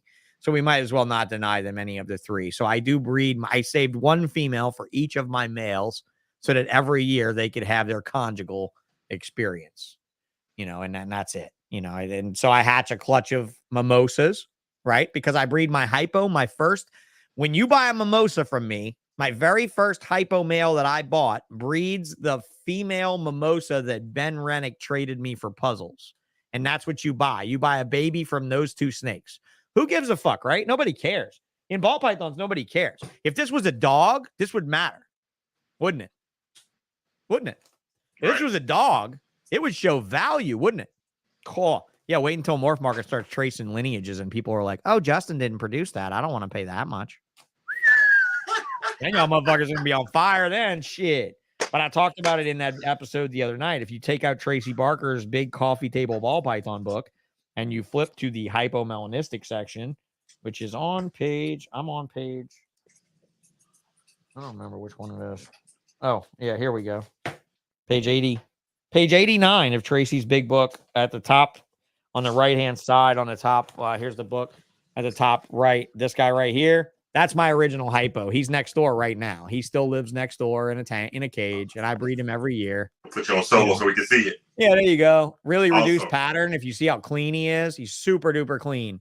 Everybody loved that hypo originally. And if I get really close in, you can see it says EBN lineage on there. It's not my line at all. She just put that in there as a pot shot. That's one of my claims to Tracy Barker, to fucking with her over the years, you know, because she used to call him ghosts religiously. Ghost, ghost, ghost. Everywhere she posted, it was ghost. Every time she said it, it was ghost. And I was like, why don't you stop? And she's like, what? And I was like, you're smarter than that.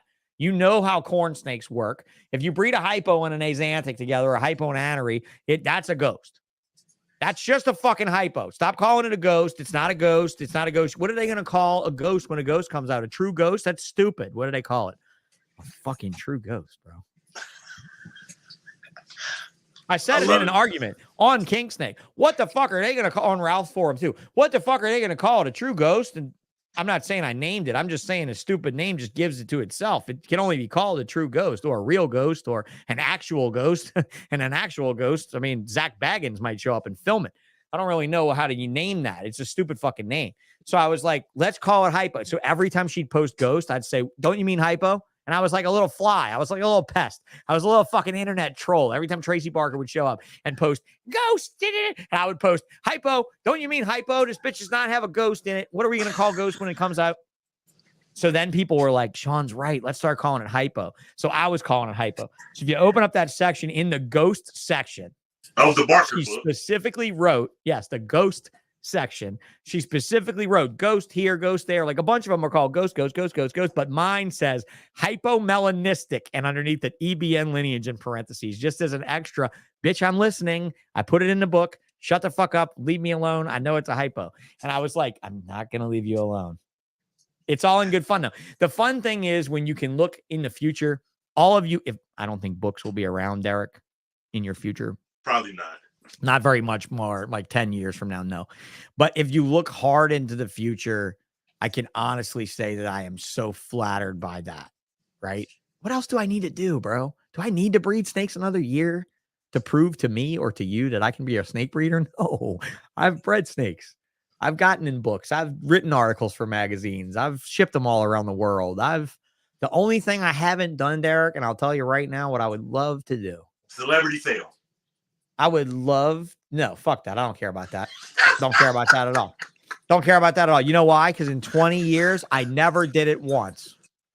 And I don't give a fuck about it once. I don't care at all.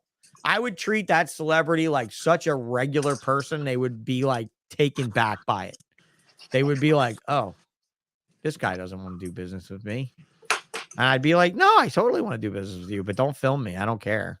You mean you want to sell a snake to me and not take a picture of it? Yeah, no, I want to sell a snake to you and have you go home and do a live feed saying you got it from me. I don't need to be in a photo with you. I don't need to be some fucking chump. Look at who I sold the snake to, huh? Can I take a picture with you, Mr. Santa Claus? I mean, dude, I did that when I was a kid. Got plenty of pictures with Santa when I was a kid. I don't need no more pictures with Santa. You know, I don't need a picture with the president either. I don't really care all that much, right? I don't need a picture with anybody. So yeah, celebrity sales ain't it. What I wish I could do that I never did was I wish I could travel the world with my stock and sell it. Like Steve Sykes does, goes to Japan and sells his geckos in Japan. That's fucking awesome. I would like to do that.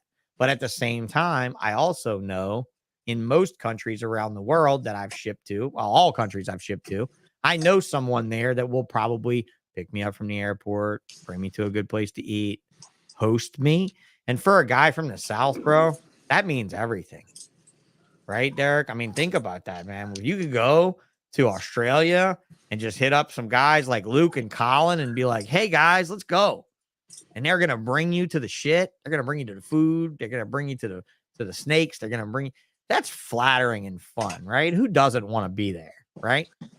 I just hate the fact that my career, my bad luck in life took me down a path that I just reacted about and just it got a little out of hand, you know. But it's Right. okay. It's experience, bro. It's experience points. It's experience points. That's all it is. I Experience love it. points. I love it, man. Now let's play it. Let's have a little fun. Let's do a hot seat question. Let's say in this podcast right now, we had the whole reptile community watching. And don't get me wrong, we had a decent amount of people there, and I'm thankful for every one of them. We had 60 plus people tap in with us tonight. That was upwards of 60 plus. Now, but let's say the whole reptile community was here tonight. What's one thing you will want them to know?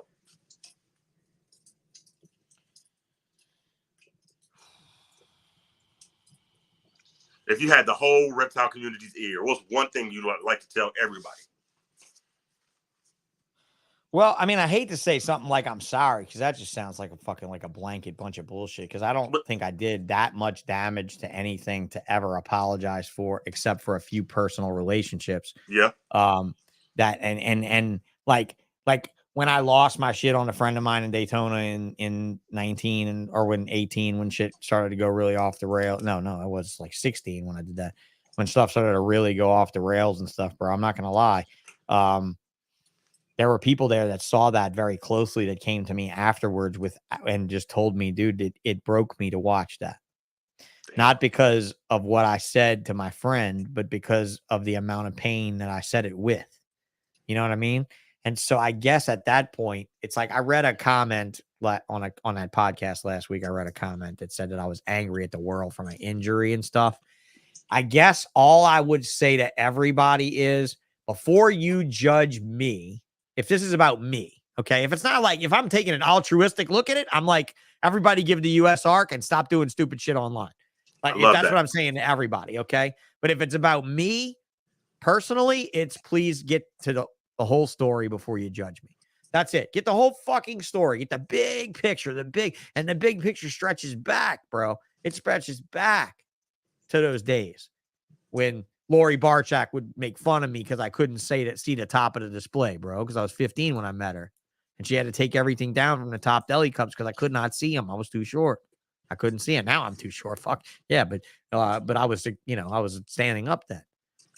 I would absolutely love to be able to be accepted because I went through absolute fucking hell, like a gauntlet of Armageddon hell. Like, dude, children and pets and people and fuck. I mean, like, it's just insane.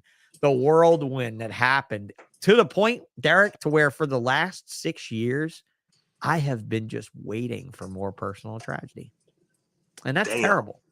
That's terrible. It's terrible to feel that way. It's absolutely awful to feel that you are going to wait for the next fall on your fucking face. I'm not going to do that. You know what I'm saying? I'm not going to do that, bro.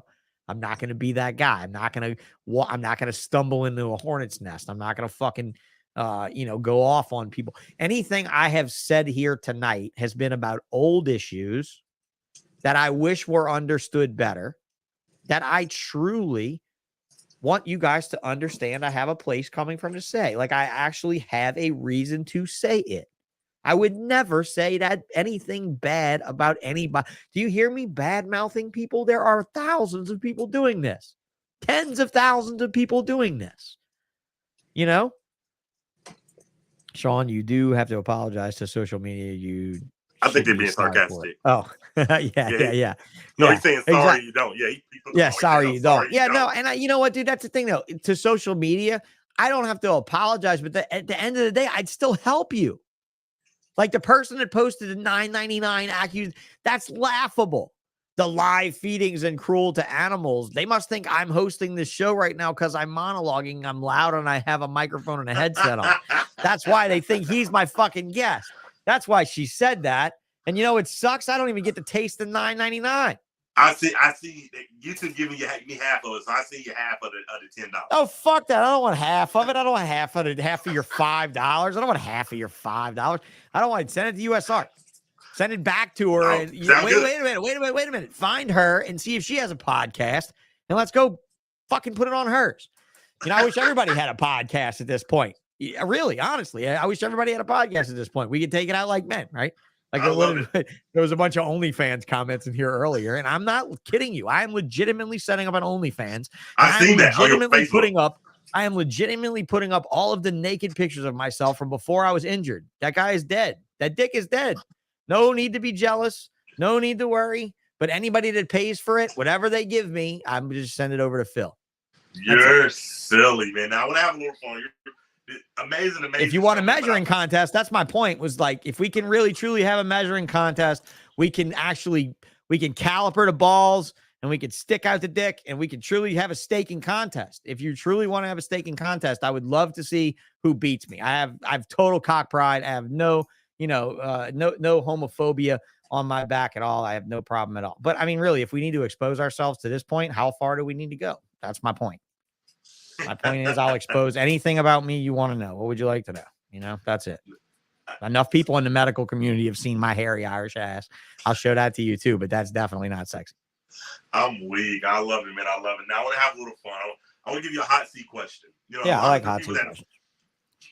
A lot of the people that have came on my podcast, like Ozzy, Kabelka, I compare them to stores. Like, if you talk to Ozzy, he'll tell you, I'm a designer ball python breeder. So I compare him to, like, Gucci. I compare, Kabelka, if he was like a store, it'd be like a Louis Vuitton.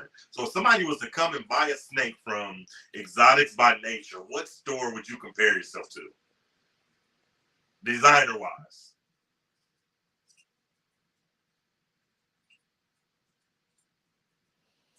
That's tough. Any store. 80s and 90s Banana Republic. There you go. Good for anybody. You can go in there and buy a dress. You can go in there and buy a fucking safari suit. 80s to 90 Banana Republic was legit. Back when they were in the malls and they had the crashed Jeep CJ7s in the thing with the grass and the fake animals and shit. Before Banana Republic was all GQ and fucking J. Crew, right? Before it was all G. Crew and J. Crew, then now that was what I would be, bro. I would be the pride of most people that would wear it. White, Asian, black, Hispanic, otherwise did not matter. Mostly white, let's be honest. I did say Banana Republic, but I don't mean it in that way. If I'd have said Banana Republic of today, I would have absolutely been, I might as well have said Pottery Barn, for fuck's sake. I might as well have been Target and Friends. But yeah, dude, Gucci. And what was Bob Vu? What was Bob Vu? Bob Vu, I think I asked him that question. Bob Vu, I can't remember what he said. I think he said, if I remember correctly, I think he said Under Armour. I would have had a funny joke to this. I would have thought of somehow a really popular store that sold secondhand shit. And I don't mean that as an insult to Bob, but he did make his way up by buying and reselling. And I think that's very valuable to focus on for Bob Vu. I think it's a valid selling point for Bob Vu, his come up, and his career now. He proves to all of us that you can buy and resell to grow in this business and do it with honor, dignity, and respect. And I think that is a fucking outstanding accomplishment. I love the fact that and that's why I focused a lot on it in my Bob Vu episode. Like, tell us about the reselling, bro. Let's talk about the reselling. And he's like, yes, honestly, yes. I bought, Python Patrol Road, a consignment store. Pretty much, right? Like, that would be my compare. Like, now, maybe he's now putting his own flavor on stuff. And that's wonderful. But you know what Bob Vu's flavor is to me? A goddamn good snake at a good price. Right. That's it. I don't care who it came from. I don't care if he's breeding them all now or if he's still buying and selling. I just know that I can count on it because it's Bob. And if I can't count on it, that I can count on Bob to count on me to make it straight, right? To make it right. That's why I like it. That's my best thing for Bob Vu. Now, I didn't mean it as an insult, but you saw those eyebrows again. I got the fucking eyebrows working out. You're like, wow, it's eyebrows. You're definitely getting up there. But, whoop, right up there, like short circuit. I love it, man. You're giving us an amazing 2 hours. I don't want you to leave just yet. I got a few podcasting questions I want to ask you. Dude, I've done how long was that John Feely, Adam, and whatever pod? It was like 5 hours long or some shit. It was stupid long. I don't really care. I'd rather not do that because I was fucking tired after that. Right. But no, this is fine. This doesn't bother me. I've been watching your podcast, man. I could come into your show. I came into your Kevin McCurley show. You have upwards of 150, 200 people there. I've come into, I've checked your. That was the only show I've had that level of people, bro. I think I had Ozzy. I think we had like maybe 80 or 90 for Ozzy, but that Thursday night was by far the highest level of people. But I've checked your, I've checked your views, 600, 700, 800 views. So my question to you is, after leaving and being gone so long, why do you think when you come back and you restart your podcast that you still have so much support? Well, it's back to what the context of the podcast is. Okay. Like I can ask someone what their experiences are, but when we do that whole, you remember that time when? That's when you guys get it. That's when you sink in. That's why I wanted the expensive microphone, right? And the good board to sound good. Because the other shit's in the other room, and I spent thousands of dollars on the old shit, and it sounded great for radio stuff. But the whole idea here is to bring you a clean, clear message that you can sink in with. And when you can sink in, like when I asked Kevin if he wanted to do that show, it wasn't to make someone feel bad. It wasn't to make a show of it. I straight up was like, bro, do you want to come on a show and just have fun with me being us? He's like, that sounds fucking refreshingly nice. I asked the guy this morning, Matt, my friend Matt Jablonski, to do a show. And he's like, I'm not really sure. And by the end of that conversation, Derek, he was just listing. We could talk about this, and we could talk about this, and we could talk about this, and we could talk about this. And I'm like, hold on, motherfucker. I am a professional at asking you shit.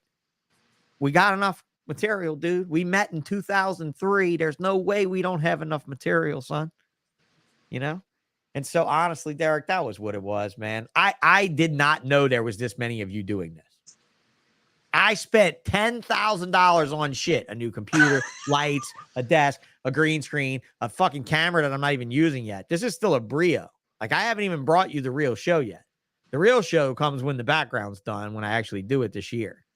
I did buy a really nice Sony mirrorless. I bought an A7 IV just to shoot this podcast on. And just so we could get depth and the blur. That's why I made a fake blurry background. That's why it's kind of blurry in the background. So it kind of at least looks like I'm using a mirrorless camera.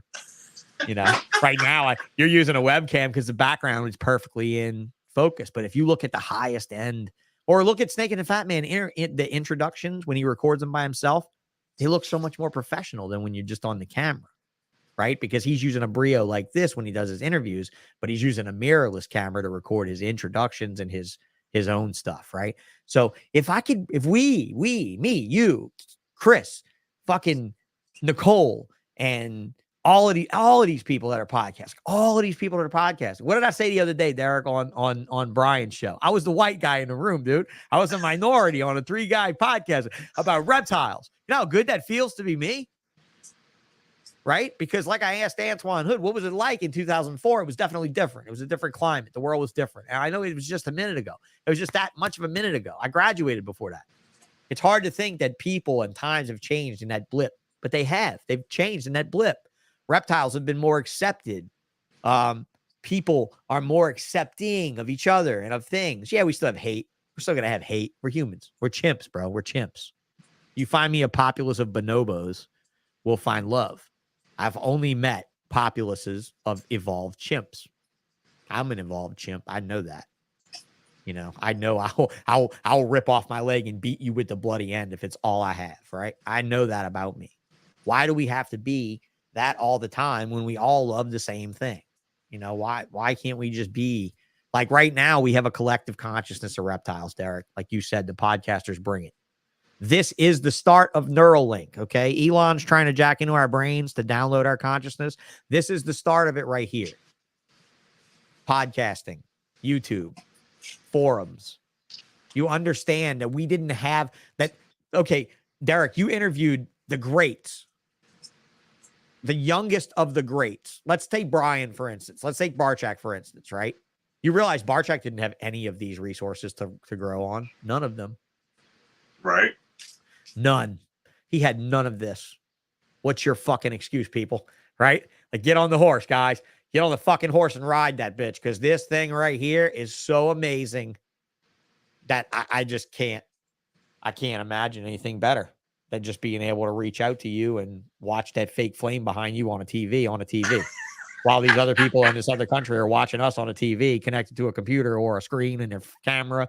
Some of them are watching it on a watch right now. Some asshole has AirPods in right now because he's at work, He's probably watching somebody be safe doing something, trying to concentrate. He's probably operating an oil rig with an open flame, watching this shit on a watch, listening to it on AirPods, because this is our passion. This is what we do. Why can't we talk about it and all of us prosper from it? You know, why? You hit it on the head, man. You're killing it, man. Now, I gotta ask. Now, this is gonna be a tough question for you, man. Like, so since you've been back, hot seat question: who's been your favorite guest so far?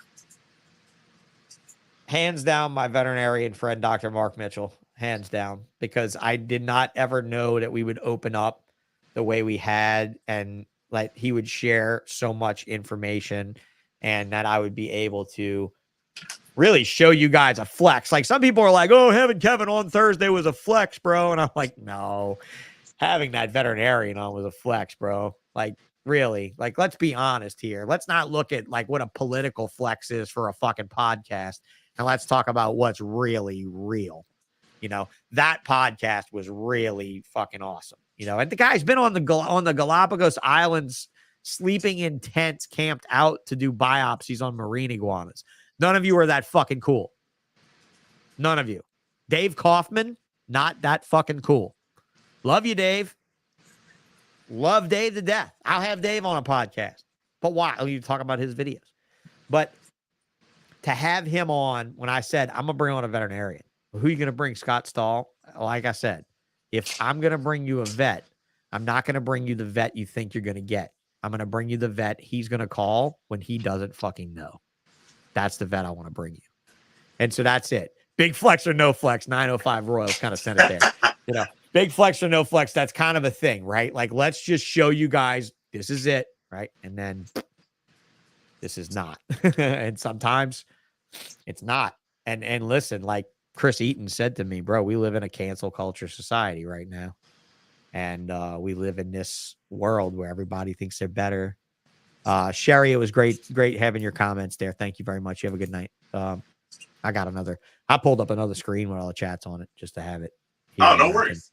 Keep up too, because I'm terrible at it. But really, I mean, if I can't bring you something contributing and something fresh, like somebody wrote me, I'm glad you interviewed Bob Vu because you actually talked about stuff that nobody else did with him. And I was like, good. That's the point. The point is a fresh take. The point is, Derek, you are going to talk to the guy who you're wearing his shirt like he is an absolute god. You called his store Gucci, for fuck's sake.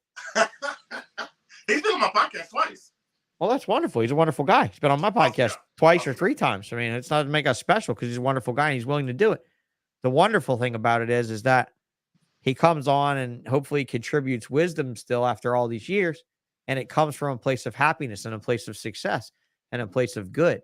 And a lot of people thought that my shit came from a place of anger and a place of hate and a place of bad. When really all it came from was a place of, I'm not standing for your bullshit. I'm not waiting for you. I'm going to do what I'm going to do when I'm going to do it. And that's how it's going to be. And you know what? I made some enemies. Sean, I'm going to tell you something. I'm going to tell you something about Ozzy. You know why I like Ozzy? Because if you talk to Ozzy, and after you're done talking to Ozzy, if you don't feel like you can buy your neighborhood, you didn't talk to Ozzy. Ozzy will make you feel like you can buy the whole block. Yeah, like, and you know what? That's the funny thing. I don't even get to that with him. I don't even get there. Every time I talk to him, he'll be like, before we are done talking, he'll be like, well, before you do this, set up this investment calendar. Then when you retire, you have this $2 million over here. You can buy 6 houses, rent them out. I'm telling you, I'll be like, man, you make me feel like I could just be a billionaire. Dude, look, I'm going to tell you right now, I love Monopoly. I love it. I love it, bro. I love it so much. And you know where we play it on the kitchen table. And you know what happens when we cook food? We move the fucking Monopoly aside and we eat. You know? And at the end of the day, I will be a broke ass piece of shit, 50-year-old cripple guy that doesn't have any money saying, oh, I wish I would have listened to you, Ozzy. I wish I would have listened to you. But you know what? At the end of the day, we would be doing, and then in 10 more years, we would both probably be giggling, talking about the shit we did in the meantime. And both of us had meaningful human experiences. I do not care. I've driven, like I said, this is a true story.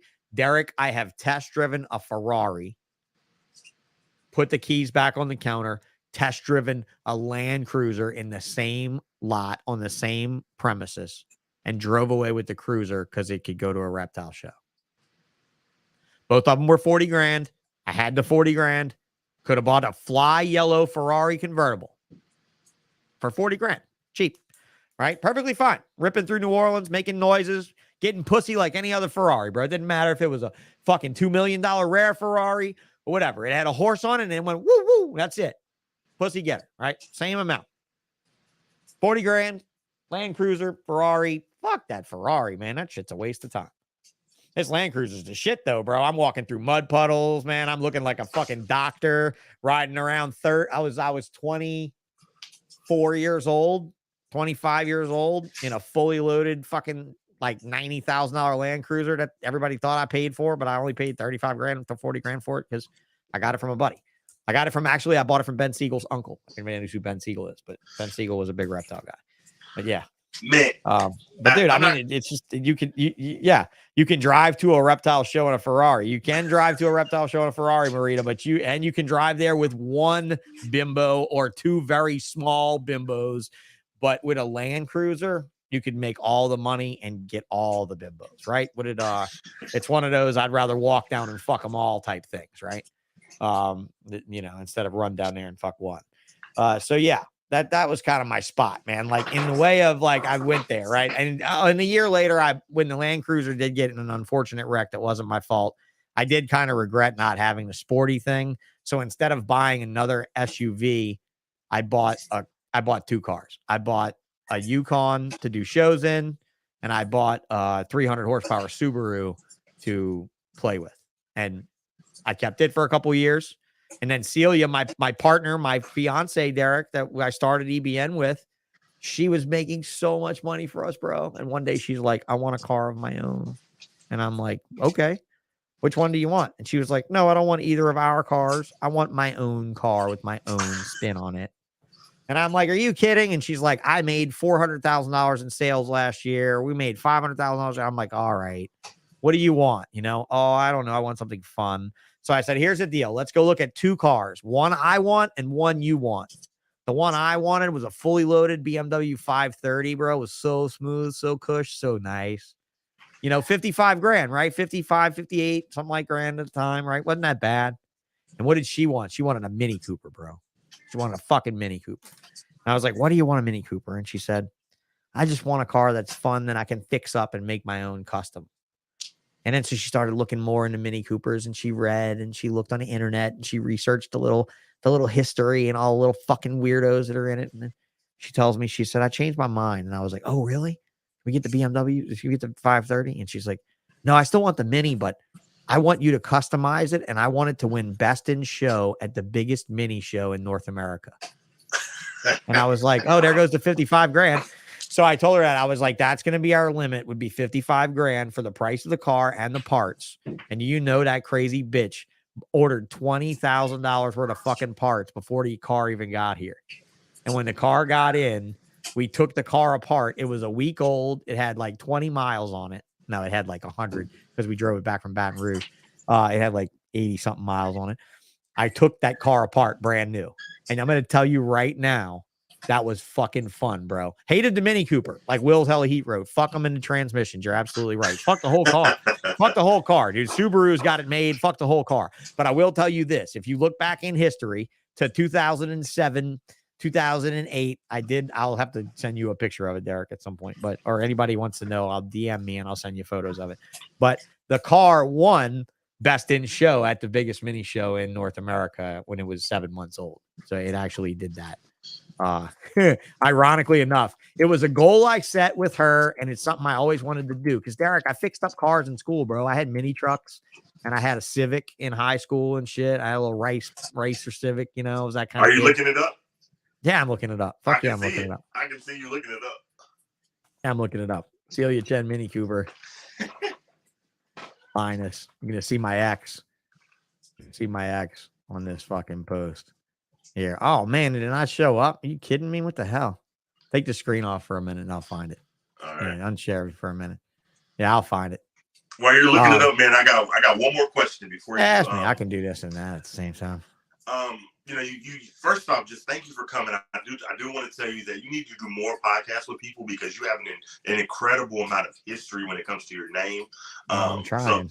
So first, thank you for coming on my podcast. You gave us an amazing Absolutely. 2 hours. Amazing 2 hours. For me to get you on, and again, like I said, I met you. Shout out to Brian. I don't know why he can't comment. We're gonna have to check that out. He's It's weird. Such a great guy. Shout out to him for introducing us on his podcast. So y'all make sure y'all go subscribe to Ball with Brian. I want to ask you one more question. Because you have so much history, is there anything that I didn't ask you that you could share with us, like a crazy reptile related story that we don't know or no one knows? So much of history is hearsay, and so much of it is just blown out. Okay, so much of it is just it's just out of control. And I honestly, I think you covered most of it. I think that really, whenever we look at personal differences, there's some personal differences I think we can come back from. And there's some personal differences I don't think we can come back from even at all, not even close. Like, and not even in this century, not even ever. Now, when some people tell me, like if Chris Eaton tells me, hey, bro, that ship has sailed, I'm pretty confident that ship has fucking sailed. I mean, like, really, like there's a couple people where I'm like, I'm going to keep trying, bro. Like Derek, I'm going to keep trying with a couple of them. I am. But at the same point, like, I am very sorry how I handled some stuff, right? Very sorry how I did Brian on some stuff. Sorry how I did a couple people on some stuff. Not very many people, though. Very wrong, very few. Very few that didn't deserve it. The ones that deserved it, I'm not sorry at all for. I might be sorry that I didn't handle it with a little more private tact first, right? Like I jumped on Facebook Live before I ever messaged you, that kind of shit. Like that shit is not me anymore. You're going to get a private message from me. You're not going to have to worry. It's not going to be one of those, you've heard it on the 6 o'clock news and that's it. That's just it. But I think after all the years that I've been around this game, the only thing I got to tell you guys is this. I didn't do anything special. Ozzy didn't do anything special. Bob Vu didn't do anything special. Justin Kabilka, nothing special. We all just did what we wanted to do. Some of us took it to the end. Some of us took it not even close to the end. You wouldn't believe how many people were out there like, man, I'm glad I got out of this game. You hear about the 2008 crash and the 2011 crash of this marketplace. I never saw that. But I'd run into people at shows, Derek, and they'd be like, I sure am glad I got out of this. And I'm like, why? You missed all this money that we just made. Why would you say that? Why? And they're like, because I see you over there. And then when I got to be that guy, Derek, and I left, you know what I remembered? I remembered the one thing that I always said on the old bullshit shows. The only way you're going to lose is if you stop.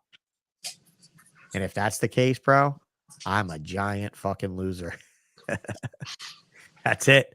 That's the end. If this is what this is what a ginormous loser looks like. I disagree. Just like this. It's fine. It's fine. Because you know what? I don't care that much, bro. I don't need the stature of having hundreds of ball pythons. I don't. Because you know what that means, Derek? That means next week I have to source. Like how many snakes you got, bro? Well, I'm in an apartment, so my collection is pretty small, but about 10. Okay, you got 10 snakes. Okay. This one room next to me, my ball python room, had 135 males, 133 males, and 480 female adults. Damn. Feed that. Source live rats for 3 consecutive months to feed that. Do it. Show me. Your feeding bill is atrocious. It's not the feeding bill. It's the access to the rats. It's not a feeding bill. The feeding bill is not a problem. It's where the fuck you are in the world. If you're not close to a big-ass rat company, you got to make a big-ass rat company to be a big-ass snake company. And what do you need to be a big-ass rat company? Managers, employees, land, building. Well, it sounds a lot like a snake operation, doesn't it? So wait a minute. You mean to tell me I started a farm to build tractors? Fuck you. No, not doing it. Right? So I'm in it like until my rat guy retired, until Gulf Coast Mice, whatever the fuck he calls himself in Mississippi, until he retired, we had a fabulous game. But I knew all along, Derek, and if you were my best friend and you'd have asked me what my Achilles heel was all those years, I would have said him. He's it. You cut him, you cut me. You get rid of him, you get rid of me. You take those rats from me, I suffer bad. And that was it. I was tired of struggling to get rats, bro. That was one of the top reasons why I folded out. Because I was tired of trying to source rats, even frozen ones. Because what I'm telling you is, dude, I'm calling people like I need 1,000 to 1,500 medium rats a month guaranteed. And they're like, sorry. Sorry. I had one guy, I said, if you can't deliver me 400 live rats a week, I can't buy from you. Right. And that's just rats, bro. That's not buying hopper mice and adult mice for all the corns and pinkies and all that. That's not buying all that stuff. That's just the rats that are the size for that one room to eat. And then the room that I'm in right now, I'll send you a picture privately when I'm on my computer later because I just don't have it here. But this room was all boa constrictor cages. This wing I'm in right here, because my building's in wings, okay? Like, because I bought a horse barn, okay? I bought a barn, like a working horse barn with an apartment on top. And I kicked all, like, they brought all our horses, they took all our horses with them, obviously, right? But I kicked all the horse shit out. And me and Tim Bailey, right? People know Tim Bailey now. The concrete floor that I'm sitting on right now is 11 feet wide and 48 feet long. And Tim Bailey and I poured this concrete floor together in one afternoon without a pump truck. We drug every inch of this concrete in this building, bro. You have any concept of concrete? You have any concept of what a cubic yard is? Because that's how concrete is sold. This one slab is 7 cubic yards of concrete that we pulled in this building. We pulled a chute from the front and a chute from the back because it was a barn, bro. It had openings on both ends. That's it. And I didn't have money for a pump truck. I was on a super strict budget. And we got the driver out here, and the driver was like, I think we can shoot it in, but we can't shoot it in more than like maybe 15 or 20 feet. So y'all are going to have to drag it to the middle. So we drugged the slab to the middle of the building by hand. That was one slab. Then the other slab on the other side is 4 cubic yards. Then I did it for about a year. I was in this building for about a year. And then I went outside on that side with my tractor and I started scraping the ground. And I scraped out a spot that was 16 by 50 to add an extension on. This wall I'm pointing at right now was the outside wall. Now there's a 16 foot by 50 foot extension on that side that I built with Tim Bailey. Tim and I built it ourselves. I never had anybody help me do any of it. Just Tim and I.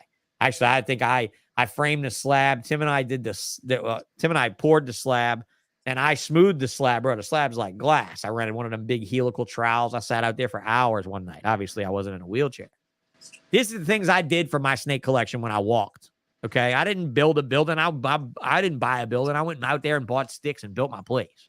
Okay, like I had customers driving by honking the horn at me when I was putting a roof on it. I put that roof on it. Tim and I built the purlins for it. I wired every wire in this building, every single one, everywhere I look, bro. And the funny thing is, you want to talk insult to injury, literal insult to injury, Derek? I put every outlet in this building 7 feet off the ground. Damn. And I'm in a fucking wheelchair. Right? I wasn't in a wheelchair when I built the place, but I built it for a motherfucker that's not in a wheelchair. I put every outlet 7 feet up because all the racks have thermostats on top. So you can just reach up and plug it right into the wall. And then if I ever had a wood shop in here or I had sold this place to somebody with a wood shop, bro, how about this for outlets? I got a 3,000 square foot building. Every 6 feet is an outlet and every 3 outlets is a circuit. Damn. It's insane the amount of wire in here. This place is built for being a machine shop. That's why I'm turning it into a machine shop, right? Because that's what I'm doing now. Machining cool stuff from lasers and CNC machines. And That's like this US ARC sign right here that I'm going to start putting out here this year is going to be a big year of merchandising for me, for US ARC and for myself, my own brand, and for your brands. Anybody that needs brand help. If you want actual shit. Check out this sign that I started to make, bro. This bitch is 3D printed. Those are awesome. And it has an acrylic lens in the front to where you can put lights inside of it. Oh, that's Look pretty at awesome. that. The finish, it literally snaps back in. I mean, like, and the back is wooden. Like, I can do the craziest shit on my machines. I have a big version of this for the wall behind me, brother. It's going to be awesome. It's going to be so cool. Yeah, no, I'm not fucking around this year. We're bringing this wasn't me bringing ball shit back. This was me playing around with the idea. This last few months, that's how I feel about it. At least, if you're gonna ask me my honest opinion, the last few months has been me playing around with this idea. I haven't really been working hard at it. Fuck, to be honest, I haven't even been scheduling guests in advance. I just been asking people on the willy nilly, you know. I love And it, so, man. You again, man. yeah, You it's a great question, Iron Dog. It's a great question. I mean, you know, you have done some incredible stuff, and the history you have is insane, man. Keep doing it, Derek. You'll be there, bro. You're doing your thing, man. I just want to say thank you so much for giving You're welcome. 2 hours and 30 minutes of your time, man. Yep. Is there we don't have anything to you keep want to going. say? Huh? Go to ball shit. That's it. Let's go. Hey, pull my screen. Pull that split screen back up. Fuck the car. I can always show them the car later. Yeah. Go give me some more subscribers on my channel. I know a few of you clicked it today. 765. A couple of you clicked it today. But this is the ball shit channel. You got to go to the live tab. See, I still haven't even uploaded a static video. Like, I'm gonna upload a video with just me pointing up there like that. Like, you know, like click this live button. Because, you know, old people don't realize that this channel's not empty. They think that, like, old people, if I send this to, like, Mark Bell, he's going to be like, what? The channel's empty. You know, I'm like, no, click the live tab. But look at the live. Look at them. Look. Boom. You can go all the way down. Look, Ozzy. We got Ozzy there. We got guys from Australia there. There's Dr. Mark Mitchell right there. So this guy actually runs the LSU veterinary school. That was who I said was my favorite guest so far. So he is the veterinarian that teaches veterinarians. So that's the guy you want to really have in your corner. Antoine Hood.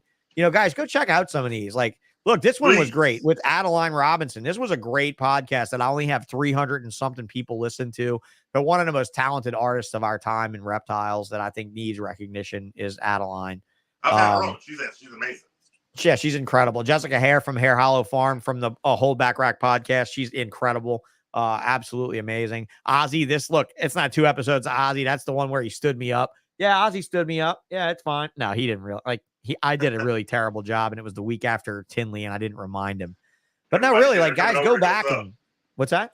Everybody said they're coming over to go sub. I'm going over to sub. Yeah, please do. And I mean, you know, absolutely give Derek a sub first, though. I mean, first and foremost, you be sure to go to this channel and give him that sub first, and get over there and help me out. And I'd love to get to 1,000, and after that, I just don't give a fuck. So, you know, I really just don't care after 1,000. At this point, it doesn't much matter to me what you guys do with that stuff. I just really want to get to a point where I can take these super chats and I can pocket some of them and I can do stupid US ARC stuff with the others.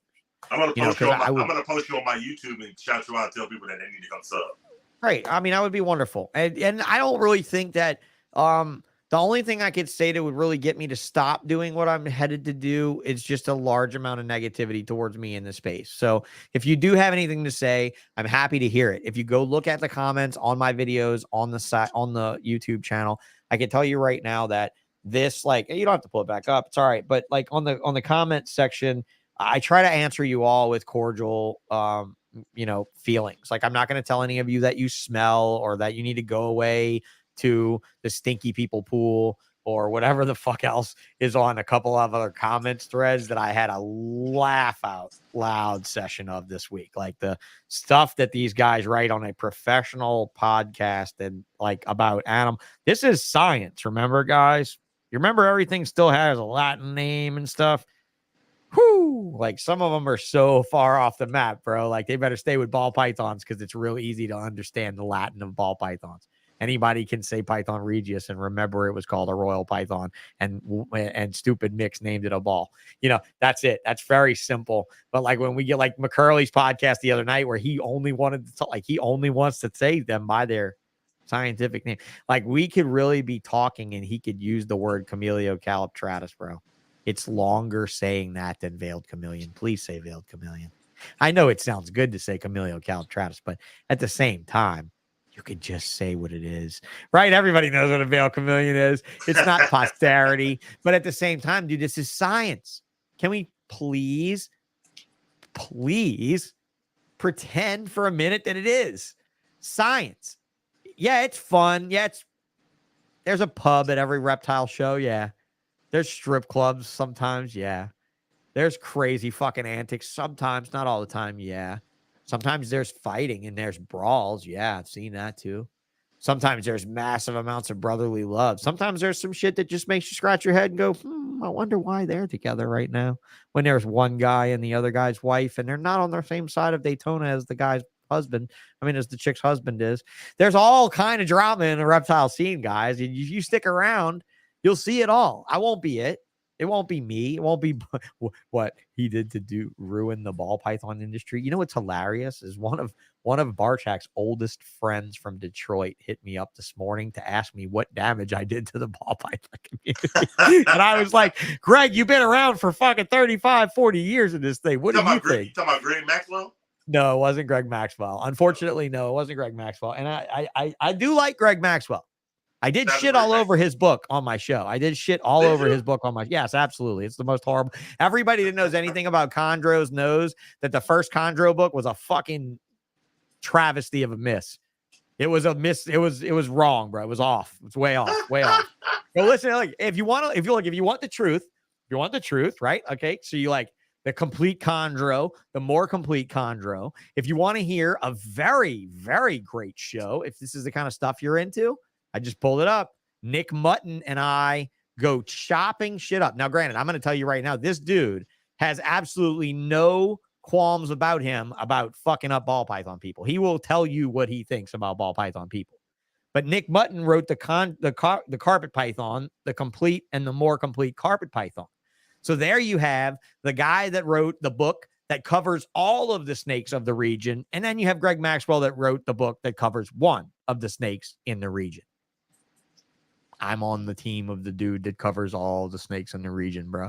And we do have very different opinions. Like you can't sex baby green trees. You can absolutely sex baby green trees with no problem. I've done it hundreds of times. Not hundreds of times. I've done it at least 15 times that I've tested. Okay, in way of me sexing out females, selling them to people, and they kept them for a long period of time and never had any spinal damage or anything to them. There's a few other things in Greg's book that's kind of a miss. But if you listen to some of these podcasts that I do with some of these hardcore guys, they'll say that. I'm gonna tell you something before we end this. Don't like him as a guy though. I mean, so dude's great guy, great accomplishments, amazing dude. Spent plenty of time talking to him, but the book is a little bit of a miss. So, somebody I would like to see you get on your podcast. I tried and I failed multiple times, and he's read my messages. He's responded once, and I wasn't gonna say this, but Ralph Davis. That's what. Oh yeah, I'm trying for Ralph. Ralph's more or less got to feel it, right? And the conversation I had with Pete earlier today is probably going to prompt me to contact Ralph tonight or tomorrow. So I'll certainly continue to try. Yeah, I think it would be a good show because. Oh, wait a minute. Maybe it wouldn't be. I mean, it would be a good show, but the problem with it is that he's going to recollect things very differently than me, and me and him had bad blood, bro. Like we don't now. We don't now because now we look at each other like equals of apart from then, like not even remotely equal, bro. He's done way more than me. He's made way more money than me, way more snakes than me. He's accomplished way more than me. I am not in the category of Ralph Davis. That's very clear. Be very clear about that. That if we have levels, he is on a level that I am not on. He's on a level that I will never be on. He's on a level I will never be on. But you know what? I'm on the level very, very close to him. I'm probably on the level as close to him as you could get, but not being on that level maybe. But he is on the level to me where I'm like, fucking, he's here and I'm not there. And I won't ever be there and I don't need to be there. And that's fine. He said it to me best last time we spoke, Derek. He said, the internet, Facebook, social media has ruined our craft. Those were his words. It has ruined our craft in those words, right? Like that. He always liked to use that word craft, like we were some witch, like we were some warlock, or we were some doctor, we were some skill, that it took something. You know what takes something, Derek? Your marketing yourself takes all of it. That's all it is, bro. At the end of the day, the only reason Ozzy has prettier snakes than you is because they're not your snakes. I guarantee you Ozzy thinks your snakes are prettier than his. I guarantee you.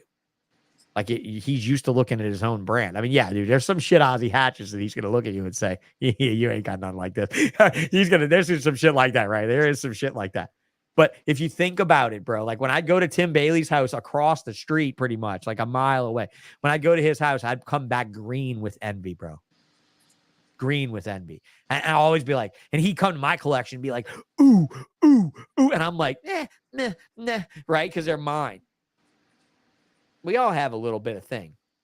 But how you brand yourself and how you carry yourself, I think that says a lot for a lot. And that stupid picture I posted today as a joke, you know, with the logos, that's kind of what I mean. Like get on your own wave, right? Like there is a wave for you.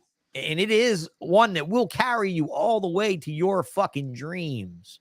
But you got to get on a wave. You got to get on a wave, and you got to be loyal to the wave, and you got to do the diligence, bro. You got to do the fucking diligence. You've done the diligence of this YouTube thing, and you have 30,000 subscribers, man. That's diligence. That's what that is. Why is it any different? But Ralph, I will do it for you, me. I've been trying to get Ralph on my show forever. Now, Chris told me Ralph told him privately he will never do it, and he's just going to let me chase him forever. Only because of the drama we had back in the day. But to be honest, I truly would love to hear from Ralph. I think we would probably get a little hot, though. He's probably one of the hardest people I've ever went after. Probably get a little hot. Yeah, but then again, though, dude, here's the thing. You ain't the king no more. Right? Like, you know, Justin Kabilka, he didn't like Justin very much. I mean, he fucking pretty much hated Justin. Like, I mean, yes, I mean, like, at the end of the day, if you're going to come back and you can't like call yourself the king a whole lot. Like, what are you the king of? Like, you're the king of the hill. Yeah, you're the king of the hill. Your hill. Your hill in Maryland, like down the street. Like, the sad thing is that down the street from your house, down the street from my house. Shit, Tim Bailey was my customer. He was my, and this is not insulting, he was my understudy. He was my prodigy. I was fully going in a facility with snakes hatching out of my ass and me doing giant shows. I was exhibiting in Tinley Park when I met Tim Bailey, stopped at my shop to buy a bearded dragon. He stopped at my shop to buy a pet for his family. I had a bearded dragon that people brought back that they said was mean as fuck. I sold it to somebody else. They brought it back and said, this thing is mean as fuck. Tim came in and said, I'll work with it, dude. And took it home. Now, here's what happened. This is a true story. You know who I'm talking about? You know Tim Bailey? Bailey and Bailey Reptiles? I know Bailey Reptiles. Okay. I'm telling you how Bailey and Bailey Reptiles started with these reptiles. Now, he had reptiles growing up. He had a Mexican black king or something when he was younger and stuff like that. He started with reptiles. He started with ball pythons by coming in my store to get crickets every week. But he would come on Thursdays. We'd get our crickets on Wednesdays. He'd come on Thursdays. Guess what came on Thursdays? The rodent delivery. Guess who came on Thursdays? All the area breeders would come to my shop to pick up their rodents from me or from the rodent delivery guy. So that was the day that everybody cool was standing around talking. And if we weren't talking about, probably not we, maybe them, talking about the girl that worked for me in the back and what she was wearing that day, we were talking about ball python morphs. And we were arguing over what was better, a spot nose or a spider, an albino or a caramel. What would our next purchase be? What did we just spend thousands of dollars on? And Tim Bailey, being the fucking odd brain motherfucker he is with his oil rig knowledge and all of his technical knowledge, was literally a fly on the wall, Derek. While he waited for us to get the crickets, he would listen to us talk. And it got him curious. And he went home and he went on King Snake and he researched and he looked at the prices of ball pythons and he remembered us talking. And about 3 weeks after he bought that bearded dragon, he came in the shop on a Thursday. We were all talking about genes and he flat out explains to one of the guys how a super pastel is made. And I look at him and I'm like, bro, I thought you were just here to get crickets for that fucking bearded dragon you bought. And Tim Bailey said, yeah, man, this really got me curious. So I went home and did some research and I'm absolutely fascinated with this shit. And he was deployed to go to the military. He's deployed in Afghanistan. And he would call me up. His wife would call me and say, have you heard from Tim? And I would be like, I don't know how to answer that because yes, I had just talked to him that day for an hour or two. He used up all of his calling card minutes in Afghanistan and in Marines calling me to talk about ball pythons because the pewter just hatched, right? Because it was like, dude, Graziani bred a pastel to a cinnamon and a pewter came out. Just like I said earlier about the pinstripe, like all you guys are knocking these. He's like, oh, it's just a pinstripe. Fuck pinstripe. Pinstripe's trash. Pinstripe's garbage. You know, I want hurricane. I want the monsoon, right? Like, dude, seriously, think for a minute. Think about it. Stop. Look at your collection. Find a cinnamon. Find a pastel. Look at them together. Tell me you think a pewter's coming from that breeding. Fuck you. Tell me you think a pewter. Oh, dude, can you draw? You go to art class. Are you a scholar? Are you a great painter? Paint me a picture of what these two snakes are going to make. Guarantee you they didn't do that. Guarantee you nobody pegged that. And bro, in 2003, when that happened, Derek, you know what? I got a phone call in my bedroom in my mama's house. That is now my daughter's bedroom in that same house. I got a phone call in my bedroom of my mama's house, and it was Ralph fucking Davis calling me. And he called me and he said, bro, are you near a computer? Are you near a computer? I'm calling everybody who will answer the phone who's in my call list. Go see what Greg just did with those fucking cinnamon things. He bred it to a pastel and the fucking thing is silver. He's calling it pewter. And I was like, fuck, what? And I'm on the phone. I'm like 23. And I'm like on the phone with the king of the hill, right? The king of everybody's hill then. And I'm like, dude, are you serious? This is what a pastel and a cinnamon make? And I'm on the fucking phone with Greg. Like, dude, I'm hatching pinstripes next year. They're $20,000 a piece. Will you trade me a male pewter and a male bumblebee and a male cinnamon het albino for 3 male pinstripes? A $60,000 trade. And he's like, yes, I will do that trade. I will do that trade with you. Because Greg Graziani will tell you right now that motherfucker never bought snakes. He only traded for everything he had. That's why his collection was always small. Because so many people wouldn't trade with him. They only wanted cash. And if he's like, if you don't want something I have, then I'm not getting your snake. Sorry. That was it. You either pay me or you trade me. Otherwise, I'm not getting a new snake. He never got a new snake unless you traded for it. Right. So I've been wanting to hit I'll him keep up those too. gems down before we run 3 hours long. But yeah, dude, that's it, man. Like these people that I've met, they're no different than the people that you guys are going to meet. We're all going to change this game. We're all going to do it. We're all going to change it one little way. I've changed it. You change it. Chris Eaton changes it. Fucking every one of these people in this chat changes it. I just think they get a little bit too small. They think they're so small sometimes. They don't realize that change is there and that they're the ones that count. That we're not the ones that count. That they're the ones that count. And that's why you're here to tell them, That's why you're here, man. You're very that's why you're here to tell them. Man. That's why you're here to tell them. I'm too tired of telling them. I'm just going to ask other people to talk about what they did. But yeah, otherwise, no, there's nothing crazy that you missed tonight. There's nothing I wanted to cover otherwise. I mean, honestly, I might be back here forever. I might be back here for a month. Who knows?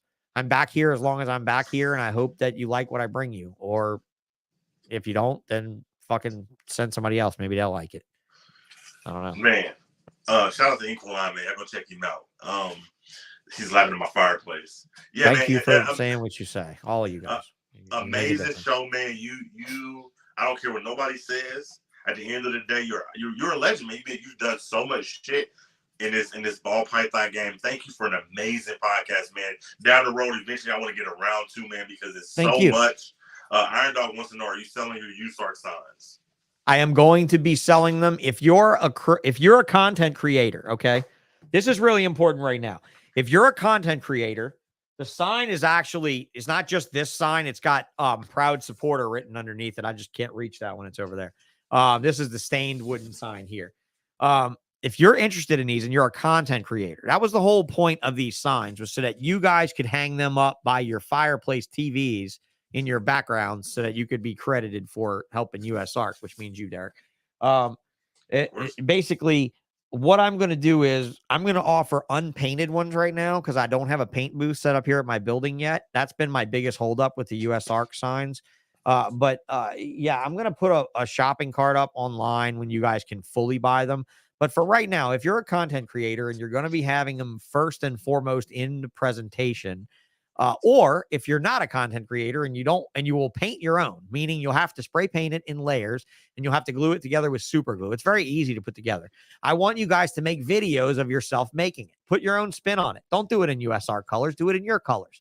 Do it in I'm going to send a bunch of them to the Herp shop and they're going to do them in purple and green like Herps does.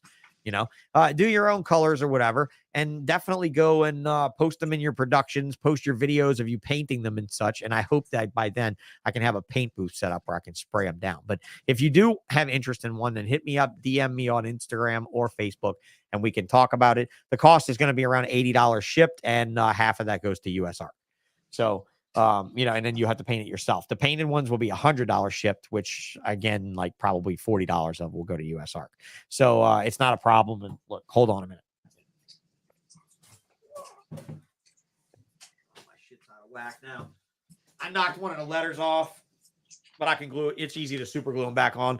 But with the fine letters, this is how they look. It looks pretty incredible with the lettering. Oh, that's awesome. It's got a lot of impact to it. It does have built-in screw hanger holes on the back of it so that you don't have to mount it to anything. You just put the screws on the wall. The ones that I send out have instructions on the back on exactly how to mount them and all my contact information and everything for that company. But that this is the new company that I'm trying to get off the ground, called Hurricane Custom, which is pretty much just plastic stuff, So, Awesome. we can do cups, we do tumblers, I can do all this kind of shit, right? The ball shit tumblers. I'm gonna be having like fucking bottle openers and all that kind of shit. But I do have an Instagram, but I'll be producing a lot more of it. But that's it, minus the green, because the green screen took the green out. But Hurricane Custom. Yeah, that's it. I'm gonna keep EBN, I'm gonna keep ball shit. Aquatics by Nature is not dissolved fully, depending on what I do in my reef room in this building, because I would like to keep, if I do move into a legitimate business over there, I would like to keep it insulated, fish stuff to fish and reptile stuff to reptiles. Of course, my accountant likes it because I get to pay them twice as much. My bookkeeper hates it because she has twice as much work to do. So, yeah, that's that. But yeah, definitely a US Arc one. And your logos. If your logos are simple, like that one of the eyeball you have there, super easy sign. I did ship off a multi-layered sign to Shane from Small Town Exotics, who is just waiting for warmer weather to paint. That's really the thing. If you're painting outside, then you really can't do it right now. But yeah, it's very cool. And you just drop it all in. Like, it's not hard to do. Like, laying it out, it's not hard.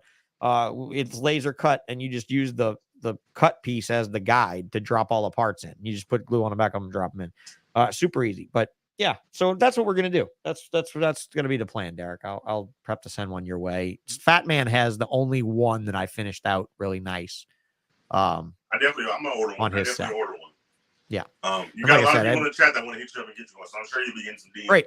Yeah, great. That's the thing, though. As soon as I open that up, I know it's going to be a floodgate of people. So I want to be sure that we can do the job. And that's the thing, is to have a floodgate like that open up it's hard on the machines. It's hard on, it's hard on me too, but that's okay. I just want to do something fun and cool that shows off things for us all, especially US Arc stuff. So. Right. Definitely support US Arc. I wanted to tell you, Sean, there's a reason that you rub elbows with Ralph Davis. You rubbed elbows with Mark Bell, the Barkers, all the greats, because you're a great yourself. Again, you gave us almost a 3-hour podcast. This was incredible for me to start my year on my show. So again, man, thank you. Down the road, I would love around 2, and you need to do more with more people, man, because you have so many stories, man. So thank you for coming on. Thank you very much, and thank you for letting me air a little bit of laundry. I don't want to air it again. I don't want to talk about it anymore. I want to move on, guys. If you want to have me on your show, I'd love to be on your show. I don't want to talk about who I am and what I've done. Let's talk about what everybody else has done. We can talk about some accomplishments that I've had. I've actually considered doing a solo show where I just talk about reptiles that I like that are not ball pythons, are not iguanas, just to basically introduce you guys to maybe some other things that, that's it. But honestly, look, I'm getting older. I'm getting tired more, being paralyzed. And I mean, I do parent. I do parent as much as I possibly can, but it's also an incredibly daunting job for me in my situation. But at the same time, bro, like, I want to come back to this thing, but you don't know how bad I want to just come back, right? You don't know how bad I just want to get a hold of a chunk of capital and sink it. But it's not going to make me happy, bro. It's going to put me right back where I was, which is just a comfort zone, Derek. It's not a happy zone. It's a comfort zone. My true happy place is experiencing new things with new people. That's it. I love it, man. I love it. I did. Look, I mean, I even went online. I'll tell you guys, based on the OnlyFans thing, I went online and took this BDSM quiz, right? And it actually says at the top of the quiz, I am a experimentalist and I am 100% non-monogamous. That's what it says at the top of the fucking test. So there you go, guys. I am an absolute fucking slut, according to this test that I took. And look, if you want me on your show, I'd love to be on your show. Let's talk about some real issues, like this guy feeding live stuff, and let's see what we can do about that.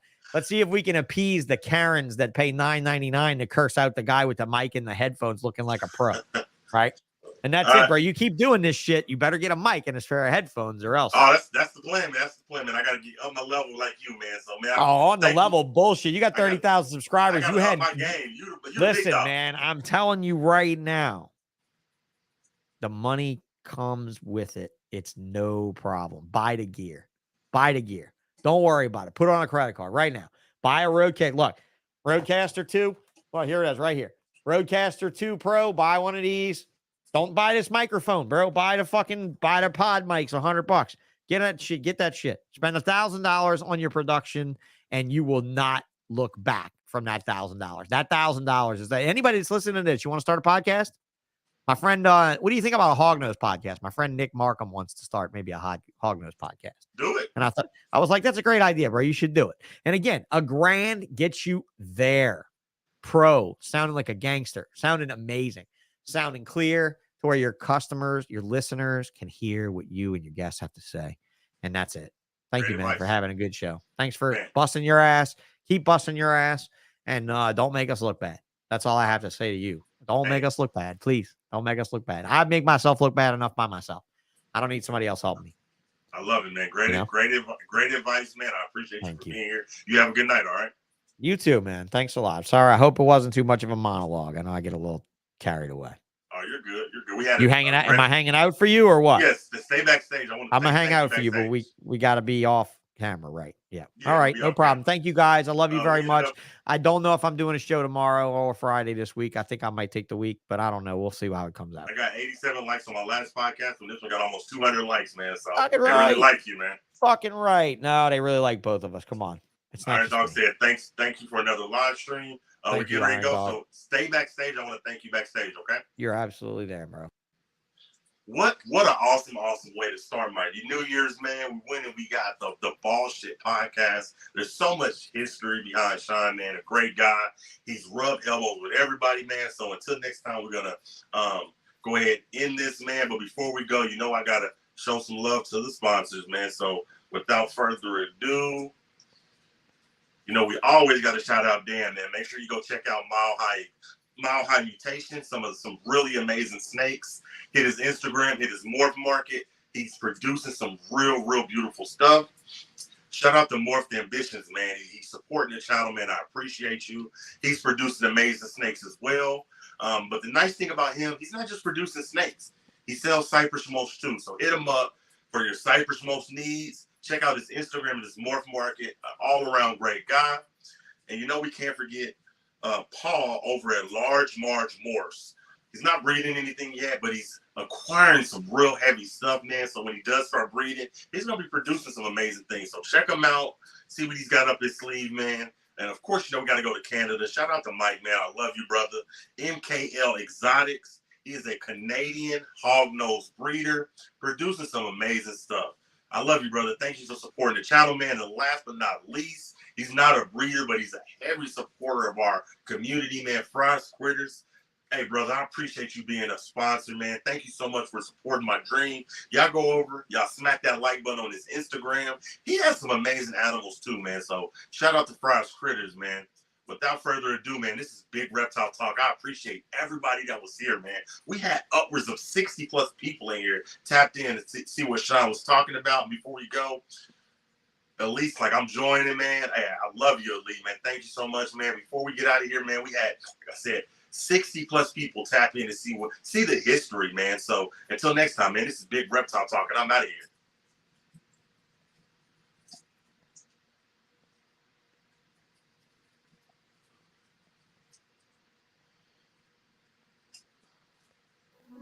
Whoa. Big Reptile Talk. Yeah, we working. Big Reptile Talk.